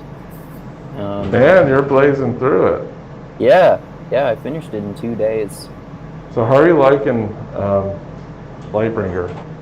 You know, I think I think I still like the first one the most by far. I like Yeah, the this. first was good. I like the second one, but less so than the first one. And like my rating of the third one is kind of pretty much the same as the second one in terms of quality. I think I gave the first one 4 stars, and I gave the second two 3 stars. Mostly because I just loved the plot so much more in the first book than the plot in the other books. Even though there are some pretty cool twists and turns in the other books too, I just think they're stronger and there are more interesting character moments in the first book to me. Yeah, because I know the third book ends with Kip in exile, right? Yeah, yeah. And we do learn some pretty interesting twists at the end of that book, right? Hmm. About Grinwoody, right? Yeah. And the what's the name of the blackguard captain? Um, Iron Fist. yeah, Iron Fist. Yeah. So we learn like some pretty crazy stuff about him. They always have like those twists. You're like, oh man, Yeah. really, Iron Fist? I loved you, man. Now you're in with this group of like horrible people. Exactly. Uh, but yeah, the books are pretty good. I just finished book 4, Book four, I don't think is as good as the others. Oh, that's too bad. There's a lot of twists. One of the twists that is very major doesn't make a lot of sense to me. And I think you'll find that out when I get you that book. You're like, what? What's going on? Like, this wasn't. Like, there's nothing in the past books that would suggest that this twist works with how the plot was created. Almost because it feels like a lot of the twists he has were based off of an outline maybe that he planned, and then this one twist he just threw in there feels like he just did it on a whim, like it wasn't really something that he had planned from the beginning. I don't know, you'll see what I mean once you get there. But I know book three is all about Gavin. Oh, that's what book three is about, right? Yeah. I totally didn't get that when I saw that on your Goodreads review before I read it. Well, yeah, I try to keep it minimal. Not to, it's not really a spoiler, but once you read it and you see that review, it's like, oh, okay, I see what he means there. Mhm. Man, Malargos is a biatch, right? Yeah, that's for fucking sure. And then she got shot in the leg or whatever, or in the cunt. I don't know exactly where she got shot, but it wasn't good. Mhm. So she was taunting Gavin, with the. Yeah. So messed up. Yeah. Oh man, and then fucking Andros, man. Yeah. I was listening to the second. Legendarium. Yeah, I was listening to the second Legendarium episode about it today, and Craig was saying that he doesn't think Andros is as bad as other people seem to think he is, and then I was thinking, really? I still think he's pretty fucking bad. I've never really thought. When you get to the fourth book, I think you might rethink Okay. Andros as a character. Like, I think, yeah, he's still bad, but he's not as bad as we're meant to think, I think. Okay. Yeah, because we know that he basically tortured Kip, not like physically, but mentally in book two, by having him play those Nine Kings card games and wager like some really major things. I think one of his classmates got kicked out of the Blackguards because he lost a game. Right. So you'll understand more of it because there's a lot of big reveals in book four that'll make you like, I gotta kind of reevaluate this character now. Oh, okay. A lot of characters are like that in book four. But I also read that the weakest books of the series are actually the last two books. Oh, that's too bad. Yeah, that is because they're supposed to be the best, and people. Well, what I hear is that people either love the last two books or they hate the last two books. I feel like I might be the latter, unfortunately. Yeah, the last book I didn't hate. I didn't think it was good as like the first couple entries, but I also didn't despise them. I wasn't like, oh, this sucks. There was Yeah. still enough in the book that kept me interested in the overall plot and story. Yeah, I agree. That's why, like I said, I still gave the second two 3 stars. I didn't give them two. Like, they're definitely not anywhere near as bad for books as Basic Instinct is for a movie. Yeah. So like the second book, I liked it. I I I was interested in. The second book is basically Kip coming up in the Blackguards, Yeah, and I actually I liked thought it. that was okay, but that was honestly my least favorite sections of the book until the end of it. Oh, the Blackguard stuff? You didn't like it? Like when he got in the Yeah, I thought it was tournament. And, like I just in movies and books, I'm not really a fan of like long sections where characters are training. Like oh, you don't like training? You don't like characters leveling up? I like the like training montages like in Rocky movies or like shorter things with really bizarre shit that's happening like the one in the first Matrix movie. But generally speaking, I'm not really a fan of those, especially they take so long and it's such a huge portion of the book. Well, there's that, and plus there's the whole mystery of the Nine Kings cards and the assassins. Yeah, There's that's just other stuff going on, like for sure, for sure. Yeah. like those cards are really interesting, and Andros being an asshole towards Kip. Because the crazy thing is, this Kip just gets left on his own, and we got to remember too. In the second book, there's also this crazy ass battle at the end where they kill a god. So there's a lot going on in book two. So there's that, and then Yeah. there's a Gavin looking for the blue bane. The There's a lot best of part is like the whole last third or so, like a long section dude. Yeah, there's of so the much fucking ending in book stuff that two. Yeah. happens. Yeah, and then and right at the end of book two, Gavin gets stabbed in the chest. I'm like, holy shit. Yeah, book two I actually think is almost as good as the first book. As there's so much stuff that happens at the end of the second book. The third book, I guess there's like the big escape sequence at the end, and then, but throughout the most of the third, I was like, oh shit, there's some crazy things. Like, I wasn't too keen on the whole Gavin being a slave on a slave galley. I was like, yeah, I'd rather see Gavin doing awesome things than him sitting around being a slave. Um, Yeah, me but then, too.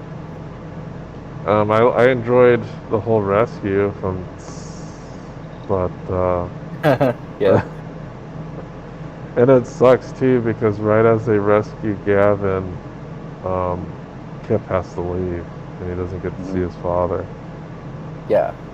And then we, All the crazy battles with like weirdly psycho kind of like bizarre psychedelic almost violence to do with the gods and shit like that is really fascinating and disturbing and also like exciting because it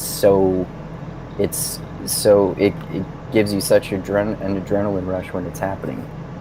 yeah, those. I love the magic system here. It's Yeah. tied into everything about this world. Hmm. Like they have to balance the colors. The antagonists are basically built off of these gods that are different colors. Um, the chromarium, the white. It's all like everything is tied into the magic system, and I thought the magic system was well integrated into this story. Yeah, me too. Yeah, that's one of my favorite aspects of the whole series so far, the magic system. Yeah, next thing I'm gonna see if I can get you the Night Angel books. Oh, cool. Brent They Weeks wrote are those too, right? well, this is first series, and it is definitely grimdark, and I'll get that to you. Cool. Um, I when love they, Green Book. yeah, I think you might actually like. Well, we'll see. There are some pretty crazy twists in that one too, but I'll see which one you like better. They're both above average in my opinion. Okay. Um, but you can definitely tell that Night Angel is an earlier entry. His writing is just much better and well, better planned, I think, in the Lightbringer series. Okay. But yeah, I'll try to get you the next book soon. I'm about to start Blood Mirror soon, but right now I'm going through Ender in Exile. Which book is that in the series?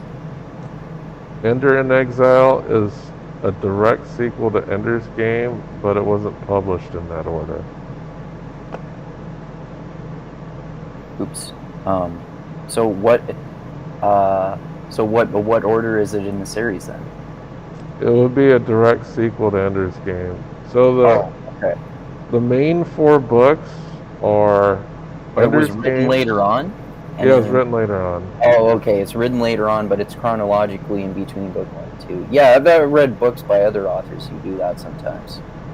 Yeah, so I think the main volumes of the Ender Saga are Ender's Game, Speaker of the Dead, Xenocide, and Children of the Mind. And I need to get you Children of the Mind. Did you finish Xenocide?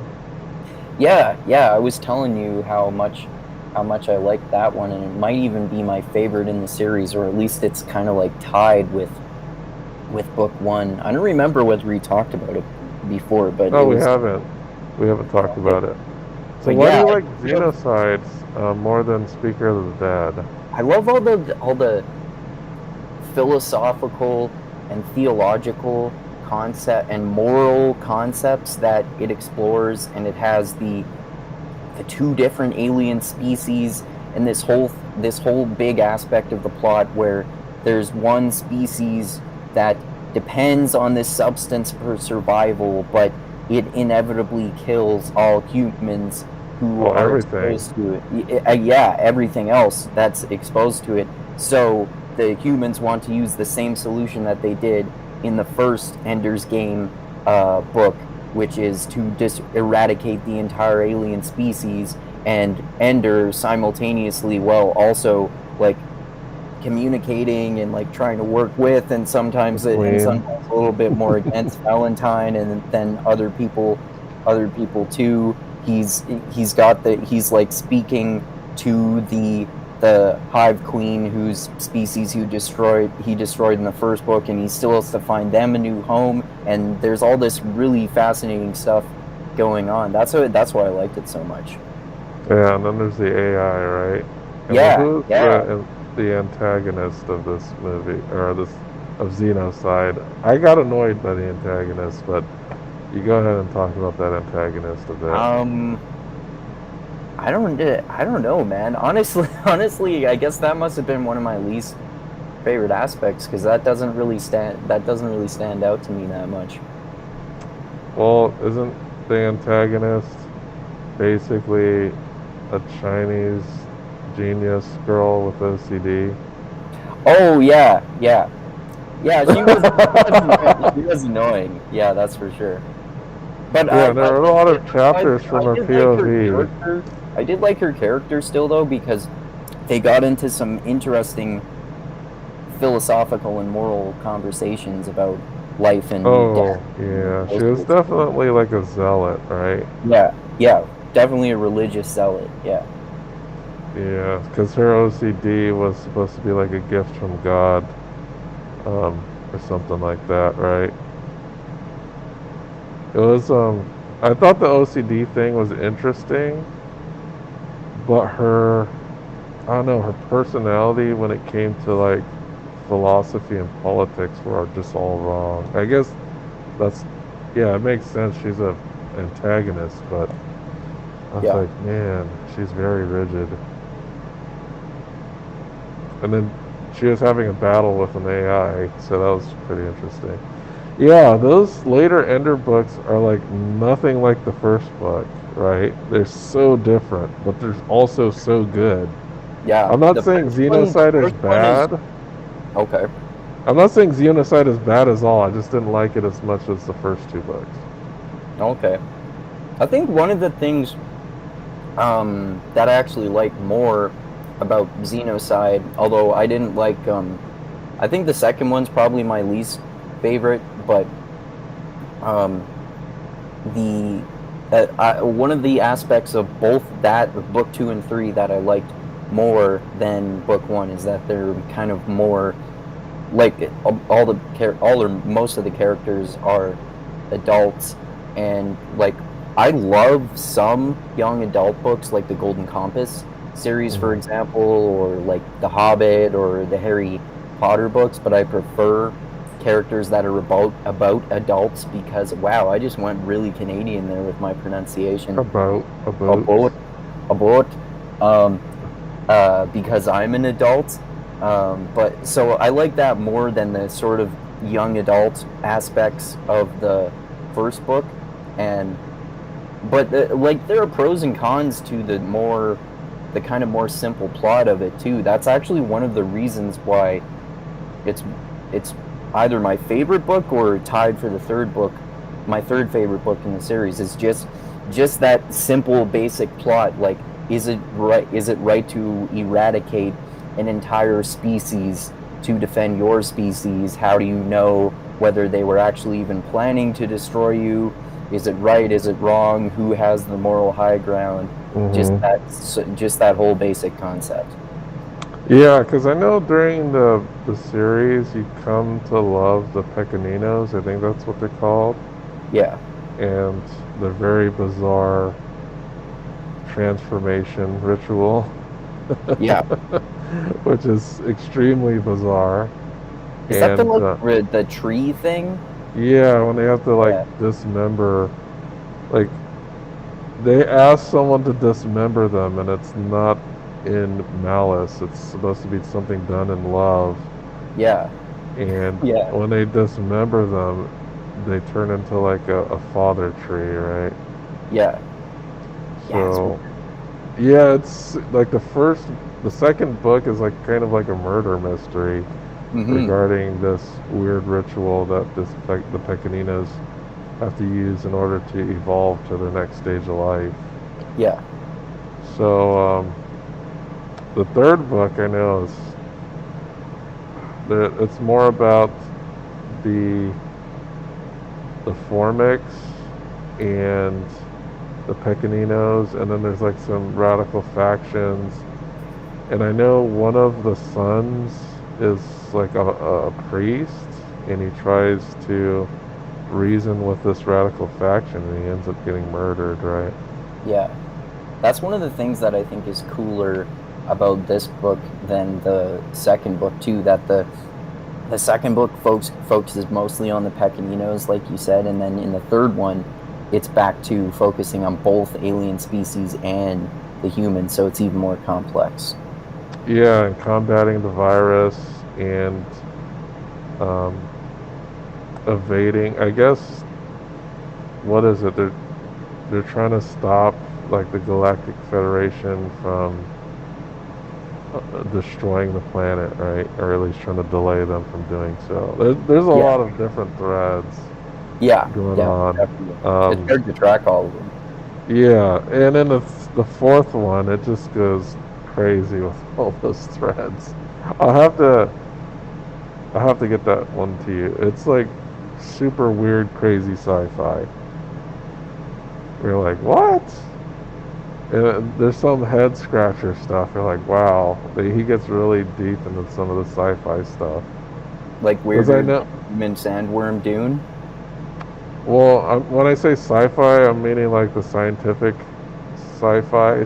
or So like hard sci-fi elements. yeah, hard but fake. So like one of the big sci-fi elements that they're kind of building up is like this particle that ties like everything together in the universe. Like these it's like the thing that allows um, people to communicate like over vast differences is also the same thing that allows um, the the Formics to communicate. Like they're gonna get really deep into it, and you're gonna Sweet. be like, "Oh, this is some pretty crazy stuff." So I'll Cool. get you that one. So right now I'm reading. I just started it. It's called Ender's Exile, and it is a Okay. direct sequel to the first book. Oh, cool. So what else did you check out besides those two? This series. So I just yesterday I finished reading this book called Heir to the Empire, which is the first one in the Thrawn trilogy, which is a trilogy of books in the Star Wars series. And Hmm. we were talking about this before because I read some of the books based in the Old Republic universe because I loved playing those games when I was a teenager, Hmm. and they're I would say so far with this one, my overall rating of it is similar to the other Star Wars books that I've read so far. It's pretty cool. It's not amazing. It's not bad. I gave it like 3 stars probably. So it's the first one in the Thrawn trilogy, like I said, which is a trilogy of books that takes place, I believe it's 5 years after Return of the Jedi. That's the last one in the original Star Wars trilogy, right?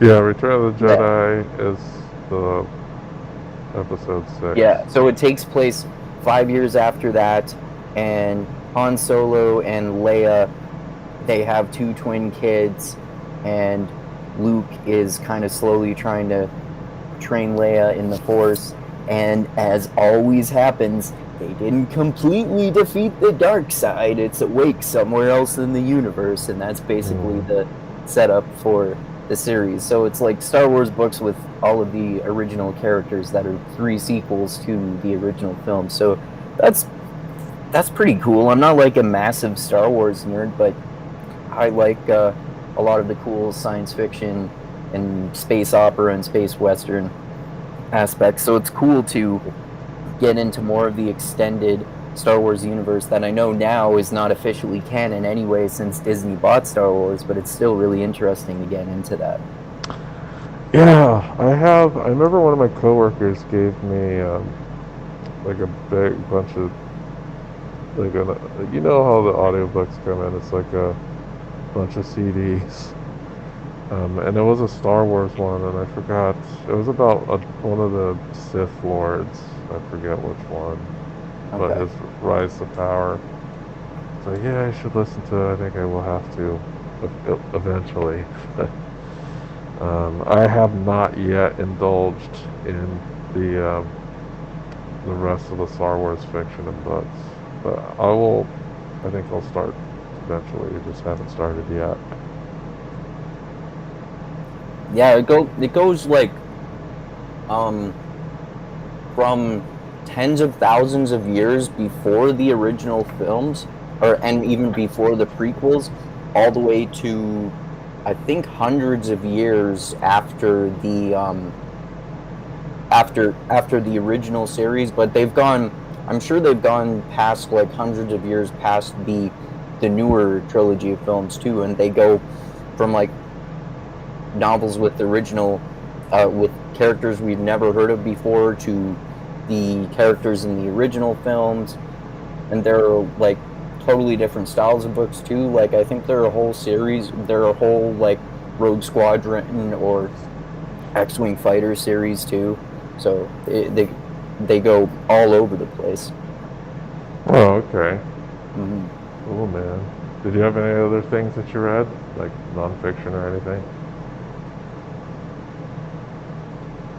Yeah, yesterday I also read, because it's really short, I think one of the only dialogues of Plato that I hadn't read yet, which is the Symposium, which is one of the Platonic dialogues with Socrates and other characters where they're all gathered in someone's house having dinner and drinks, and they're discussing things like love, desire, sex, and gender, which is really interesting, but fairly predictable for the most part. It's kind of like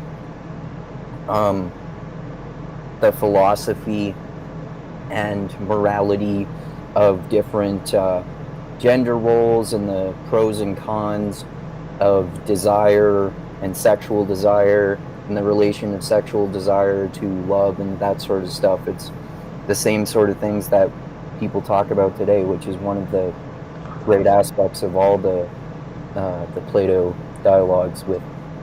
It's just foundational dialogues that are what people still discuss today about a wide variety of different philosophical topics. So Socrates and Plato were at the same house party? Yeah, they were at the same house party. So who won? Socrates almost always wins. Why is that? Because he's the wisest. Oh, so Socrates. Yeah. He's the only one. Okay. Yeah. I just call them so crates. You can blame Bill and Ted's Yeah. Excellent Adventure. I know the correct pronunciation, but I call them so crates. Yeah. Yeah. Um, cool, man. I think I read maybe a few other nonfiction books as well, but other than the ones I mentioned and The Invisible Man, that's all I can think of right now. All right, cool, man. Well, I think I already talked about Lightbringer, right? Yeah. Another thing, I started reading Prince of Thorns, which is an interesting book. It's by Mark Lawrence. I saw that Uh, Daniel Green did a review of that, but I didn't watch it because I know he usually does spoiler-free videos, but I didn't want to even. I usually don't watch a video of his unless I've actually read the book. well, I watched his review of Prince of Thorns before I read it, and I think you can. I didn't quite have the same vibe that Daniel Green had. He just does not like the main character at all. Um, I get why the main character is the way he is, and he is basically very locked into a revenge type of plot. It's a revenge story, but apparently Daniel Green doesn't like. Well, he's kind of a shitty person, like the main character, but he's understandably a shitty person. It's very grim, darkish, I guess, if you want to say. And there's an Daniel interesting twist. Green likes some grimdark though, like First Law. There aren't really any redeemable characters in those for the most part. Yeah, but I still like Logan as a character. I do too. Yeah, I'm not. I'm saying like from his perspective. Yeah. Okay, yeah. So, yeah, the main character is an asshole. I Another don't mind it thing, if main characters are assholes. Sometimes that can be interesting. yeah, and it is a first person. It has an interesting twist in the book, and I do plan on reading the second one. It's short. It's not super long. I think it was like maybe 9 hours. And if you're reading it at a faster speed, it's going to be even, or listening to it at a faster speed, it's going to be even shorter than that. But it's had an interesting twist in the end, so that's kind of like the thing that's kind of moving me forward with it. I also finished, what was that other book? A couple different nonfiction. So finished this book called, and I finished it today, called Truth and Lies, and it was written by a CIA analyst, and it's basically about the history of fake news. Well, at least the first half of it is about the history of fake news. I found that fascinating. Second half of the book is how to combat it. And I was like, okay, I already know all this shit and I do it. So the second Oh, half of the book really isn't for me. It's just kind of reiterating the techniques I already used to figure out if something is bullshit or not. So maybe it's for the highly gullible. that But sounds like a good idea for a book exposing the history of fake news and showing you how to see through it. So yeah, the history fake is really news interesting.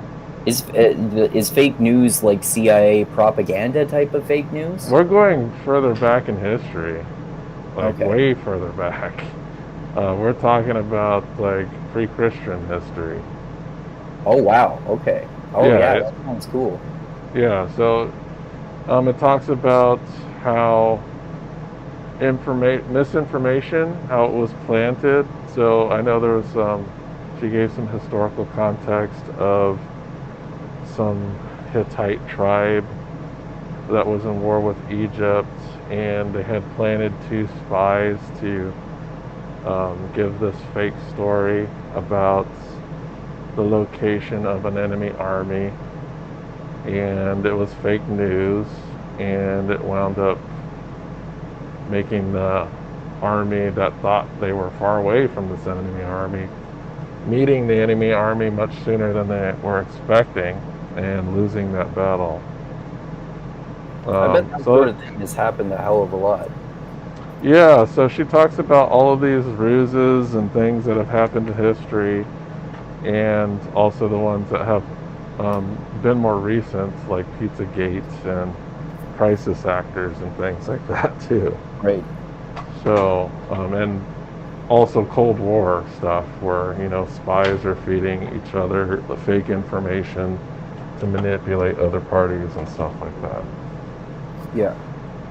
So, now that fake news is, and even Alexander Hamilton, she gets into how fake news actually drove them to get into a duel.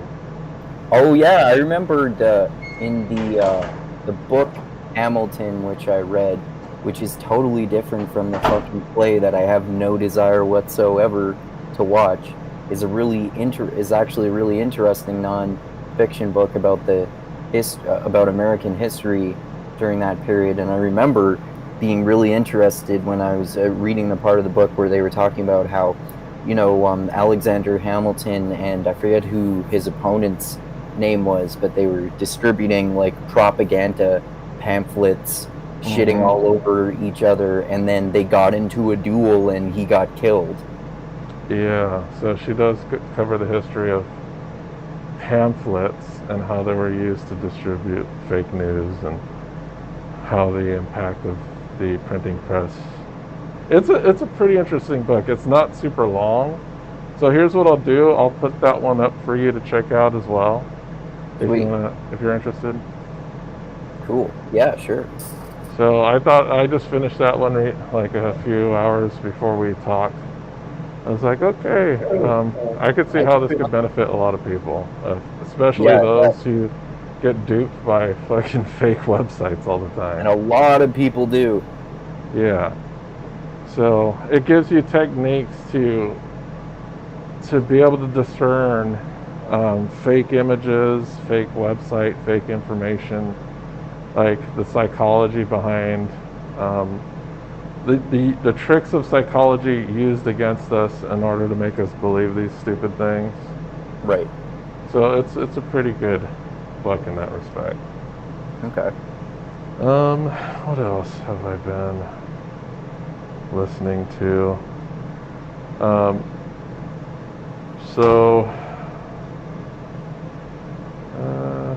was I going to say?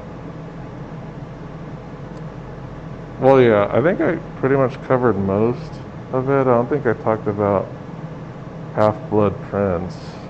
So No. I don't Harry think I Potter need and the Half-Blood Prince, yeah. Yeah, I don't think I need to go into it too much, but I thought it was pretty decent. Okay.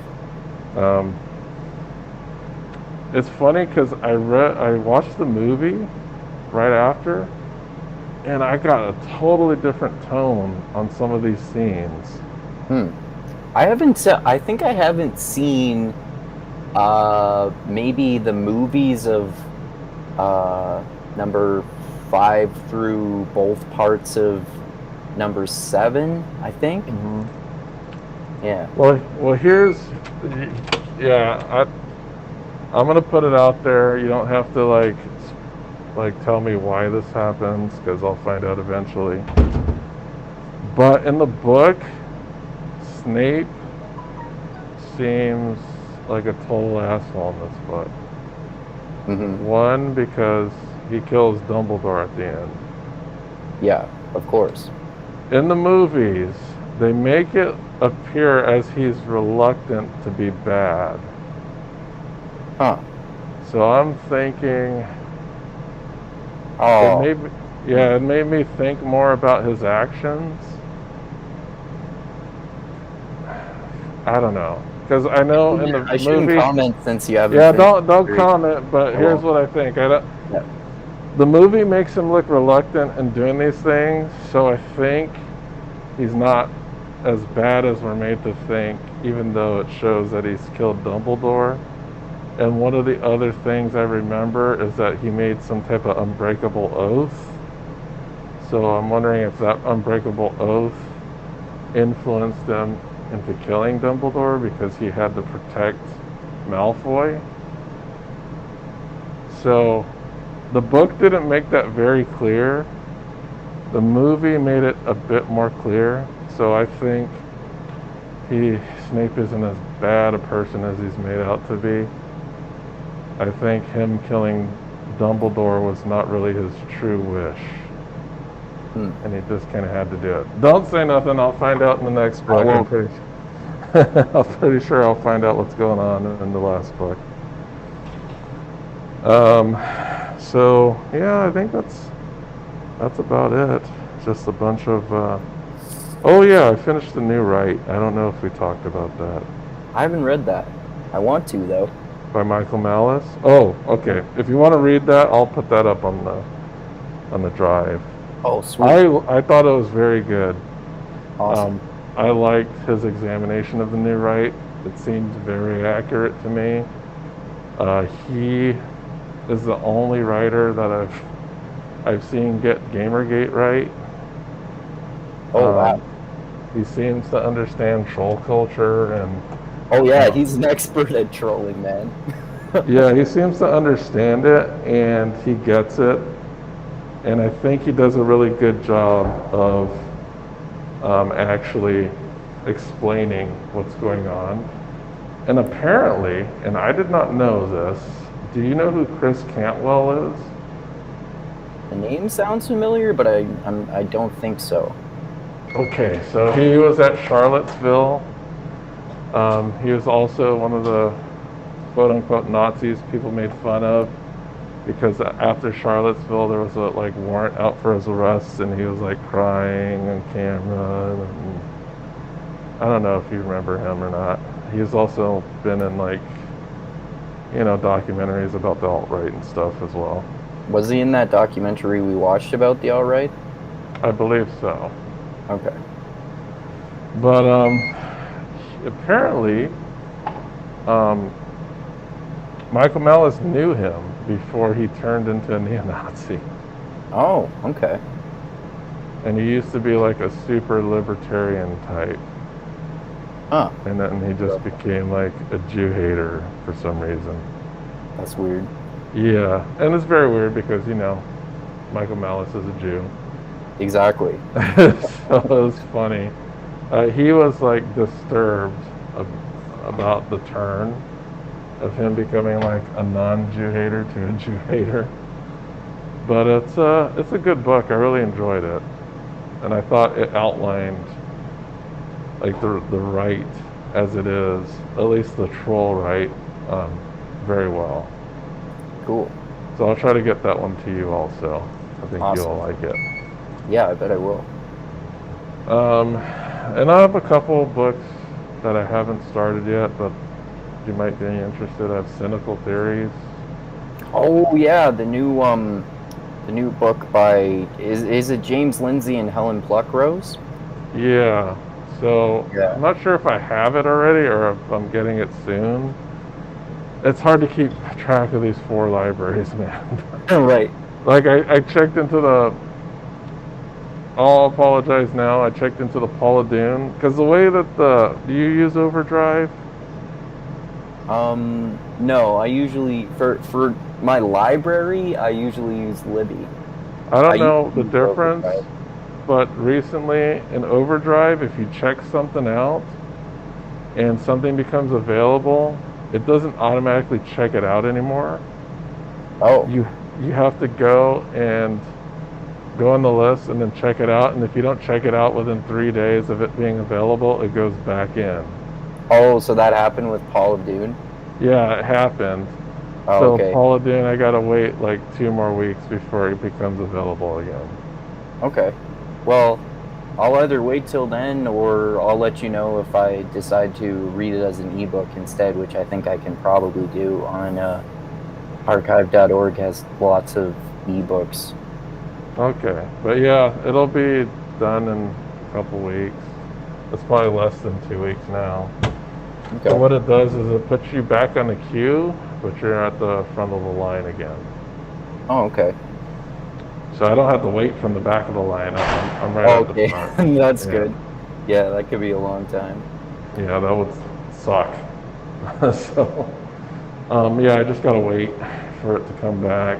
And I got like a bunch of other books. You might be interested. I'll see. Cool. Like, it's harder now for me to keep track of all the damn books that I have to check out and stow away on a hard drive. Right. Yeah. So, yeah, I think that's about it that I've read. Or if you're thinking about watched, haven't really gotten into any shows or anything of note. Oh, But, I've been watching.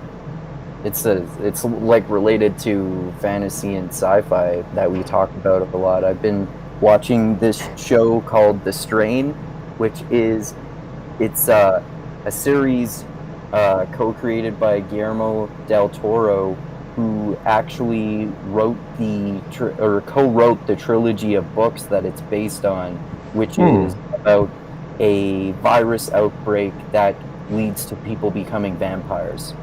oh, Yeah, okay. it's actually on Disney Plus too, and it's Oh, a has super it? violent. Yeah, and it's a super violent and gory show. They have like a whole bunch of adult stuff on Disney Plus now, like the whole Alien and Predator series, for example. What? Yeah, All of them? and I actually was looking up recently, and they have Deadpool and Logan on there now. Oh yeah, they have all the Marvel stuff there. Yeah, they had the other X-Men movies before and most of the Marvel stuff, but they didn't have. I think we were talking before about how they didn't have Logan and Deadpool. Oh, I think it's because those were owned by Fox, I think. Yeah, And yeah. then Disney now owns Fox, I believe now. Yeah, yeah. So That's why they gotta- have like all those other movies, like the Alien and Predator series, and so many other ones too. Because those Yeah. are also Fox movies? I'm pretty sure they are. Yeah. Oh, okay. Yeah, I know Alien versus Predator 2 is panned by most critics, but I actually liked it. Oh, really? I wasn't really a fan of that one that much either, but Really? I thought it was a good horror movie. yeah, that's it. That's true. Yeah, Like, the whole town got fucked up by predators. that's true. That's true. Because the predators in that one are actually bad. Like, the predators in just the first movie are, at least one of them is good, right? But it? in the, yeah, well, yeah, because remember, one of the predators teams up with one of the humans to survive at the very end. Oh, okay. In the first Predator movie? No, in the Alien versus Predator. Oh, Alien versus Predator. Oh, yeah, for sure. Oh, you thought I was talking about Predator 2? Oh, okay. Yeah. No, I like both of the Alien versus Predator movies, man. I love them. They're like action sci-fi movies. Who doesn't Yeah, want to see the Alien fight the Predator? Yeah, I like both AVPs. I know AVP 2, people hate that one for some reason. I like it. Yeah, I thought it was fine. Like yeah, that makes sense now. What you were saying, yeah. In the second one, the Predators are all bad guys. There is like a good guy Predator who helps that human in the first one. Yeah, so it's just a shit. Like AVP 2 is a shit show for the humans. They're like in the middle of this battle, and they're getting. That's one thing that like some people some people probably like better. Maybe there's pretty much guaranteed to be people that like that more because in the first one they thought like you're breaking the mold. The Predator isn't supposed to be a good guy. True, but Yeah. I think maybe people are just off put of like the opening scene where a kid gets killed by a predator. Yeah, that's true. Yeah, I feel like kids getting killed. I've actually been. I might have mentioned this to you guys a while ago, but I wanted to eventually talk about all the Alien and Predator movies on Mindgasms. Oh, that would be great. Yeah. Would we be doing a director's cut of Alien 1 and 2? I think I have those. Those are probably the ones that I watch most often. So yeah, probably. Okay, cool. I'm not sure how long it's been that I have even seen the theatrical actually, because I don't think I've seen them on any streaming services, if I remember correctly, because I have a whole DVD box set collection of the whole the original Alien movies, and I think I have DVDs of all or most of the Predator and both of the AVP movies too. Cool, man. Yeah, I love the Alien movies. Yeah, me too. Quintessential sci-fi horror. Oh yeah. But yeah, that's about it, man. I didn't read. Well, of course, I'm getting through Wheel of Time, book 8, and I'm actually think I'm pretty close to ready to start the first part, the Path Sweet. of Daggers. Path of Daggers. I was gonna confirm the title there. Yeah, that's one Yeah. of the ones that I showed you and Tristram. I got a physical copy of one of the last times I went out of town. Yeah. So are you gonna be reading that, or are you gonna listen to it? I'm gonna read it this time because I listened to it before. Okay, great. Yeah. Just give me 10 seconds here to drop some urine. Okay. Yeah. Well, I'll mute it once the urinal goes off. 'Cause it's just too Okay. loud. Okay. What was I gonna say? But yeah, I'm getting through that Wheel of Time. Because Lightbringer, I actually read the second book. My Okay. library does not have any of the audio. Well, my local library only has the first book in audio form, and I had read the second book in an ebook, and I was like, maybe these other libraries have it, and they did have it. So I was like, hell yeah. Awesome. Also, I don't know if you're interested. Are you familiar with the Expanse series? Oh yeah, that's one of the sci-fi series that I've heard of, highly recommended by at least a few people, but I haven't read it yet, and I haven't seen the show either, which I know is on Amazon Prime. Yeah, so Amazon did pick up the show. I actually started the show first, so I watched the first season of the show, and then I went back and started reading the books. So I've only read the first book, and it's pretty good. And the first book actually covers like a season and a half of the show. Oh, okay. So it was the same issue. My library didn't carry any of the audiobooks, so I found the audiobooks at other libraries. So if you're interested, I can get you those if you want to. Yeah. If you want to check out The Expanse. Yeah, definitely, man. Yeah, all of those that you mentioned sound good, including The Expanse. All right, and I have I just got the Moral Landscape. I don't know if you want that. No, I think I read that a while ago. If we end up doing a book chat about that on your channel or mine, I think you can get it like for free on YouTube. I might have to double check that, but if not, it might be available from my library. And if not, then whenever that happens, if it does, then maybe. Okay. So now that we discussed the books, I guess we'll have to discuss what we're going to do next week. So my plan is perhaps the Wheel of Time. So I'll have to ask Tristram if he's available for next weekend.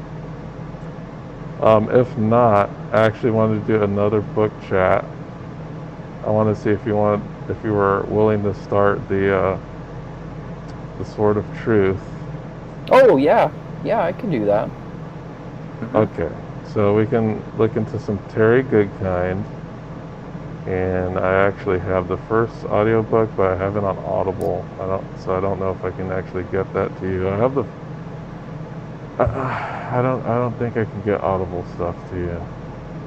I actually have physical copies of, I think, They're maybe pretty big books because the first book's like 900 pages. right. I actually have physical copies of the first several books, even, I think, because I really liked the first one the first time I read it, and then they got progressively worse and I gave up after the third. but I was able to get them for free at this exchange this weird thing, which was like a combination bottle depot and a thing that's sort of like a library, but you can bring and donate your books there and then also pick up any books that anyone else has donated. So I got all of those for free. I think it might be literally like the first half dozen or so books in the series. Okay. Yeah. Well, that's cool, man. I have physical copies of book 2 and 3. I have the Audible. I got a 2-for-1, so I got the first book on Audible. I don't want to read the other two, so I'm probably going to get them on Audible. Because I Okay. actually just stopped my Audible subscription because I don't use the credits that much, Yeah. and I can find most of the books I'm looking for in the 4 libraries that I have cards for. Right. It just so happens none of the libraries have audio versions of the first 3 books of Terry Goodkind's Sort of True series. Okay. Yeah, I And stopped my Audible membership a while ago to save money and because I didn't want to use a credit card. And I finally, like, recently paid off my credit card bill, and I don't want to ever have a regular credit card again other than a prepaid one because was just accruing interest even if I didn't use it. So I was just paying money for something I hardly ever used. yeah, the reason I stopped my Audible is because, what was it? Because I just incurred another monthly bill. Because I wasn't using the credits, and then I'm always afraid that the credits are going to expire. Because I Right. have like 11 credits, and if I stopped my subscription, you actually have to use all of your credits before you stop it, or they'll go away. As Oh, long okay. as you keep the books, but you need to use all your credits. So Yeah, that's a cool thing about if you cancel your account because I still have the Audible app on my phone to listen to all of the books that I got out from there before that you can still have after you cancel your account. yeah, and a lot of the books I have credits and I've purchased, I still haven't gotten to. Oh, okay. But yeah, I put that on pause because um, what was the thing that I recently started a monthly bill for? Because usually I do trade-offs. It's like, I don't use this that much, so let me stop that. And I don't know if it was because of one of my other streamings. Oh, it's because I upgraded my phone plan. Oh, okay. That's why I'm stopping Audible. Because my phone plan, I upgraded it. It cost $20 more. But now I'm not going to have any more problems with the spotty internet in here. Oh, that's cool. So I should be all good for any future uh, podcasts with you. I think it's just, I don't know what it is, but StreamYard just doesn't like the wireless internet here. And when I'm low on data, I get slowed, and Okay. StreamYard just does not work with that. For some reason, when I'm using Google Meet, whether I'm slowed or at full speed, it still works fine. Like I don't really get disconnected from it much. Hmm. So now that I upgraded my plan, I won't have any more of those weird connection problems. Like right now, I'm currently on the upgraded plan. It Okay. started yesterday, and I've been rocking cellular data this whole time. I haven't been using any of the Wi-Fi. And I Okay. think I get like 100 gigs Oh, until wow. a month until they slow me down. I'm not going to use anywhere near that because I don't really stream movies or anything like that on my phone. Right. Um, so I should be fine. But yeah, since I increased my bill there, I had to reduce somewhere else, and I ended up reducing in Audible. That's what, because I don't really need it that much with these 4 library cards that I have. Yeah. I get most of the books that I read for free, or they're books that I've already bought. And most of the time, since the only way that I'm a shopaholic is when I go to bookstores. So now because I already have so many books and I can read so many books for free, I made a rule for myself that I only buy books at secondhand bookstores or places like that where they're cheaper, because I always end up buying like 10 books or so, and I usually just do that or get books for Christmas or birthdays, and I rarely spend money on books, even though I read so many of them. Well, I do have Breach of Peace, so Oh, cool.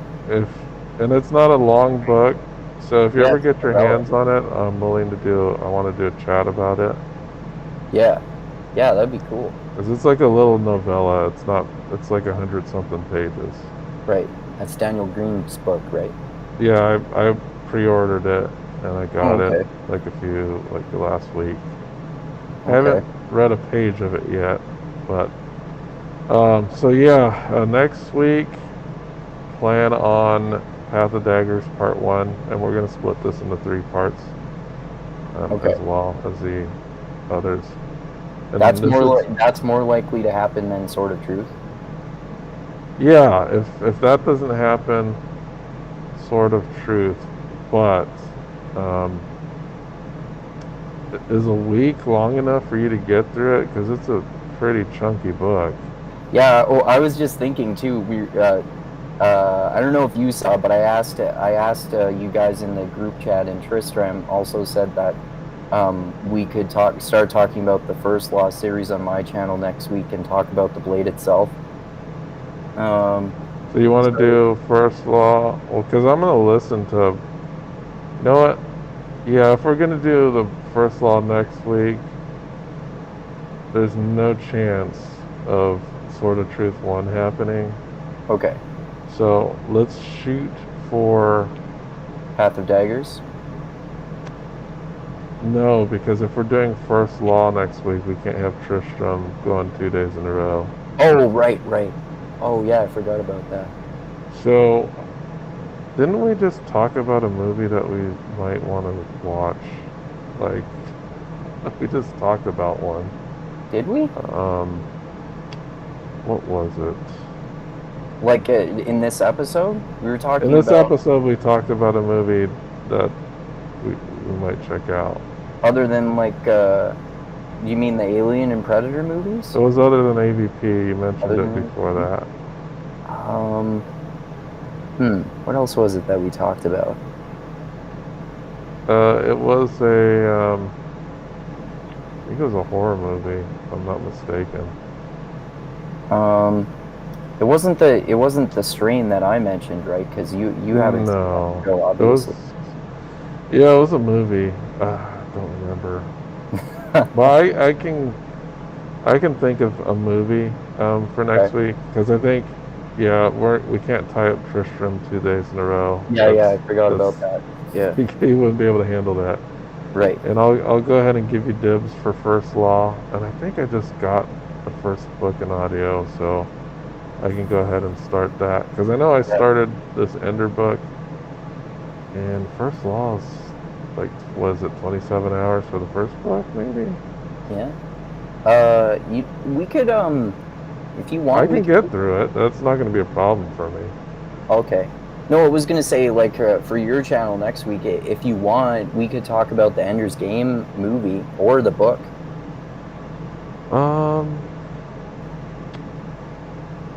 I'll say we can hold off on that, and because I was thinking a movie is probably a better thing, because we can just watch it real quick and then comment on it. Shoot, what movie should we do? I'll think of something. Like, I'll go through, because I know you're talking about stuff that was on Disney Plus right now. Oh, okay. That you were surprised about. Oh, yeah, the other than the Alien and Predator movies, the ones I was surprised about that are on there now are Logan and Deadpool. Logan's such a good movie. It is definitely my favorite X-Men movie. it's also mine as well. Um, are you willing to Didn't talk about Logan? Yeah, sure, let's do that, man. Yeah, I'd be glad to watch that again. Yeah, it's a great movie. Heartbreaking, but great. Mm-hmm. Um, Sure. All right, cool. yeah, we'll do Logan next week, and then I guess we're doing John Wick tomorrow, Yes. and then John we're Wick. also doing The Blade itself. Yes. Next So week. I will have to rewatch John Wick sometime in between. What time are we going tomorrow? Like 10ish? Yeah, probably. That's probably a good estimate. Okay. Yeah, I've seen it before, but I'll go ahead and refresh myself. Yeah, I did too. It's not gun kata, it's gun jitsu. It is. It is. It's not Grapple a gun guy, fu. throw him to the It's floor, not. shoot him in the head. Grapple with next Yeah. guy, throw him to the floor, shoot him in the head. Yeah, it's not gun fu. It's not gun kata. It's gun jitsu. Yep. But yeah, the first movie is awesome. Good. I have not seen 3 yet. I've seen 1 and 2. Have not seen 3 yet. I think like they get more and more violent with each one. Like there's pretty much like violence from the first shot to the from the first shot of the film to the end shot in the third one. Well, I know that at least the first film has some slower sequences. Yeah, Uh, especially like at the beginning, setting up the character. But we can talk about that tomorrow. That's where they really do the best job of establishing the emotion of this character. establishing emotion, like the agency, things like that. Yeah. Yeah. I'm probably gonna watch that pretty soon. Hopefully, if not the super secret site, I'll get it somewhere else. I think I watched it on Netflix. Oh, it's on Netflix. Mm-hmm. The Canadian Netflix is sometimes different than American Netflix. Like you mentioned, oh, American Gods is on Prime, and I went and looked, and it's not for free over here in the United States. Oh, okay. That was the same with From Dusk Till Dawn. Yeah, Yeah. that one too. And so I can check and see if it's an American Netflix. It might be, Okay. but I'll have to check into it. Hopefully. I thought it was on Prime actually. I checked there first, but it's not. At least it's not for me. It's not in Canadian Prime. No. I think that John Wick 2 is on Netflix also. Really? Yeah. That one just recently got added. The first one has been on there for a while. Well, if that's the case, I'm probably gonna find it on Netflix. Okay. Hopefully. Cool. All right, man. Did you want to go ahead and do your plugs?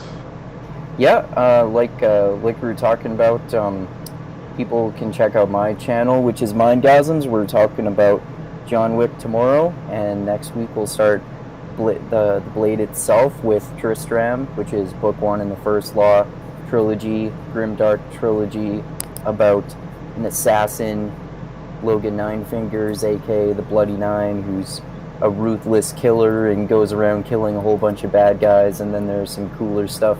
There's some cooler stuff that happens with the plot, and there's some other really great characters like Glokta, who's a disabled torturer, and yeah, I just did a podcast the other day with Chris too about eugenics, because I had read a book earlier called Eugenics and Other Evils, and he wanted to talk about that because one of his sons has Down syndrome. So if eugenics were still a major thing, as it was throughout most of the world for a long period of history, then he could have gotten sterilized or murdered or some shit like that. And we talked about a whole bunch of other stuff too, like he wanted to talk about Joe Rogan's last podcast with Eric Weinstein, and we talked about some other stuff like COVID and whatnot as well. And yeah, also people can check out my blog if they want to, which is mindgasms.bplifetime.com, where I published a short story recently about a couple who bonds through killing assassins who attack their house. And I also publish chapters of my novel that I'm writing on there and blogs about various topics. And people can check me out on Twitter and Instagram as well at Andrew Mindgasms or Andrew Meintzer. And then I'm on Facebook at Andrew Meintzer, Meintzer is the weird German spelling of my last name with the Canadian pronunciation of the Z. All right. And I don't know if I should make this an announcement now, but you remember how I used to produce videos and shit that were scripted? Finally figured out a solution where I can actually maybe start doing that again. The main reason I stopped doing it is because I didn't have a quiet place to shoot videos. Oh, okay. When I was shooting those videos that I did, my daughter was still very, very young, so I could get away with shooting them early in the morning while she was sleeping and while my wife was at work. Now that's not the case. I really don't have time, but now I figured out a new solution. And I don't know why I didn't think about this before, because what I usually do at night is I work on my car in the garage. And I was like, I could probably shoot videos out here at 12 at night. So now that I have a space to do it, you might see some of these scripted videos coming back into the mix. Cool. Those are amazingly good quality videos. Yeah, they take me a while to make, but I have a lot of fun doing it. They're fun writing, they're fun editing. I think I'm really at my best when I can plan things out really meticulously, and that's how I do those videos. I did the Thomas Sowell videos, and I would do like a lot of research and then put stuff together in a really interesting form for people to learn. So I know that my Thomas Sowell videos got a lot of views, and I wasn't a Thomas Sowell sycophant in those. I did get critical where I thought criticism was deserved with Thomas Sowell, but I also criticize IQ. Isn't that one of them? Or was that a separate video? No, that was a separate video I made about what's her name, the author of the Mindset. Carol Dweck. Yeah. Yeah. No, the thing I was critical about Thomas Sowell is like he's very boomer when it comes to black culture. So and economics too. Yeah, he was criticizing quote unquote rappers and sports stars, and he was trying to make the comparison that, oh yeah, doctors and lawyers, they go through so much to get to where they are and blah blah blah blah blah. I'm thinking, like, Michael Jordan didn't just automatically become a fucking legend. Yeah. He was doing that shit at such a young age and dedicating so much time to the game and heart and dedication. It's not like he just stepped into being the best ever. He had to work very, very, very hard at doing so. And how many people how many people become famous rappers and athletes? Like, pretty much the people who have the most talent and who work the hardest, I would say. Yeah, and a lot of these people who become, well, I can't vouch for the kids of today. I don't know how they get there, because it's much different, the path of becoming a rapper or a famous musician, or it's very different today than it was like pre-internet. And we got to think this, when I say pre-internet, I'm not talking like in the 80s. I'm talking about pre-social media, pre-YouTube. And this book was, I think it was written in 2004, if I'm not mistaken. But anyway, I criticized him about him kind of talking down about the accomplishments of sports people and people in the entertainment industry.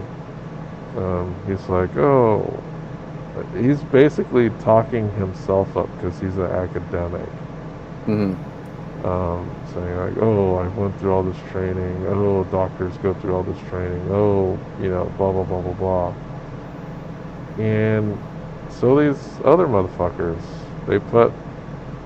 they don't get. It's not like they have this extremely guided path throughout their education. They have to figure shit out. Yeah, It's of course. not. They don't just take classes, do the coursework, and get A's. They have to figure the shit out themselves. There's no straight path to success. Yeah, there aren't like artist guilds Yeah. So or it's, sports when you go guilds. to college, you just need to take the required courses, pass them, and you have this piece of paper that tells you you could be hired in a certain field. Hmm. That's not Could the be. case. That's not the case with athletes and and artists. They have to be highly competitive with the people around them. Hmm. So I don't know. I criticized him about that, and just like a couple other minor things, but most of the stuff he has in that book is solid. And I Yeah, do highlight a lot of the solid concepts and interesting things that he said. yeah. So I've only read a few of his books. I think three. That one, Black Rednecks, White Liberals, Basic Economics, and Intellectuals and Race. And Black Rednecks and White Liberals is definitely my favorite. My second favorite is Intellectuals and Race. And Basic Economics is interesting and detailed, but it's kind of, like I said, mostly just about his sort of like boomer libertarian economic theories, basically. yeah, it's heavily focused on pumping up capitalism and putting down socialism. Yeah. Um, there's definitely an ideology in that book. Hmm. So it's not like I thought it was interesting, but it's basically a book full of arguments of why capitalism is good. Yeah, pretty much. So yeah, just announcing that I might be getting back into produced videos soon. That might Cool. be my winter dig because summer's coming. So when summer comes, that means I'm gonna have to do a lot of work on my car because I can only do certain things when the weather is good. Like I cannot paint the car unless the weather is like 60 degrees and up. Okay. So, and I already just sanded off the hood of my car because I'm repainting it right now. So, you just get obsessed with tools. You go to Harbor Freight and you just buy a bunch of fucking tools. Like I have a fucking welder in my. I have like so many damn tools now. I just need to use them. Like my most fancy tool that I have is a welder. Okay. I can weld shit. That's pretty I cool. can join pieces of metal together. I have a welding mask. I Taught have yourself welding how to gloves. weld shit. What's that? Taught yourself how to weld shit, too. Yeah, I watched a bunch of videos on how to weld shit. That's So, another thing that like all the stuff you learned about in terms of mechanical stuff for a car. People go to school to learn that and to be a welder. yeah, the type of welding I'm gonna do is like simple beginning welding because there's like Hmm. more complicated versions of welding, and those versions require very expensive machines, and I'm not gonna. I just want to do something that can weld. I Right. don't have to. It doesn't have to be fancy. It doesn't have to look awesome. It just has to weld things together. So Hmm. I bought a pretty cheap welder and a welding table, and I just want to do it so I could weld an exhaust onto my car and fix some rust patches. That's it. Okay. I'm not trying to become a professional welder or anything. I just want to be able to do some of these jobs myself and not have to contract them out to somebody. Right. Okay. Cool, man. But looking forward to those videos. Yeah, so I'm gonna actually. I started that series like over 3 years ago. So Gonna it's continue it? yeah, I'm actually gonna go back into Thomas Sowell and Cool. read it, take some notes, and finish it. Awesome. 'Cause It's good to, it's good to cut up books into a whole bunch of different sections about basic concepts. That's what I started doing with a whole bunch of different books on my channel too. Yeah, it's fun. Like Yeah. I really had a lot of fun going through the books and just kind of collating like the most important bits Hmm. and making it funny and fun to learn. So Yeah. Yeah. Exactly. and I like scripting things. It's just much easier, and I have a teleprompter that I never really got to use because I bought it Right. after my last video. Right. Now it's just kind of like sitting in there, and I'll be able to use it, which is awesome. Yeah, man. Because I know the teleprompter will cut. Like I remember, just to make those videos, and those videos aren't very long. They're like 10 minutes, right? 10, 15 Yeah. minutes. It would take me an hour to record them because one, I didn't want to read the lines, so I was kind of memorizing the lines, and I would Oh, fuck okay. the lines up a lot, so I'd have to rewind, cut, re-record, rewind, cut, Oh, re-record. wow. Because didn't want to appear to be reading, right? Because when you read and you're on a camera, you could tell when someone's reading when it's not on a teleprompter. It's easy. Um, like if I can read a teleprompter and not sound like I'm freaking reading. Like when I was all those videos, I wasn't reading. I was saying the lines from memory. Okay. So I want to make it more organic. I don't want to appear like I'm just reading shit. Um, and the teleprompter is not me. I'm not going to be like reading exactly what is there. I'm going to look at it as a reminder of what I need to say. And That's it's good to going, hear. yeah, it's going to help me cut the recording time significantly. I bet. Yeah. Yeah. So I'll finally get to use this goddamn teleprompter, and hopefully that'll be fun to use too. Sweet. But all right, man. I just found out John Wick is not streaming on anything, so I will have to go Awesome. to the super secret site to watch Yeah. it. All right. All right. So everybody, we will be on Mindgasms tomorrow. We're going to talk about John Wick. And I hope you're going to go over to Andrew's channel and join us there. Yep. But we'll see you next week. Likely we're going to talk about a movie. And I just completely forgot about which fucking movie that we said we were going to watch. Oh, Logan. Logan. Yeah. Let me write that shit down. So I in big old letters. thought I was the stoner. Logan. All right, because it's on Disney Plus. Hell yeah. Yeah. All right. Well, join us next week for Logan, and the next week after that's going to be A Wheel of Time, and the next week after that is going to be The Sword of Truth. I've read it maybe a year ago, and I know I'm probably going to do some shitting on it, but there is some actual good stuff in there that I was Yeah. really entertained. But I think there's I read it. also a bunch of crap in there too. Yeah. I think I read it maybe 5 or 6 years ago, so I'll definitely realize some of the stuff that I forgot when I reread it. It's not bad.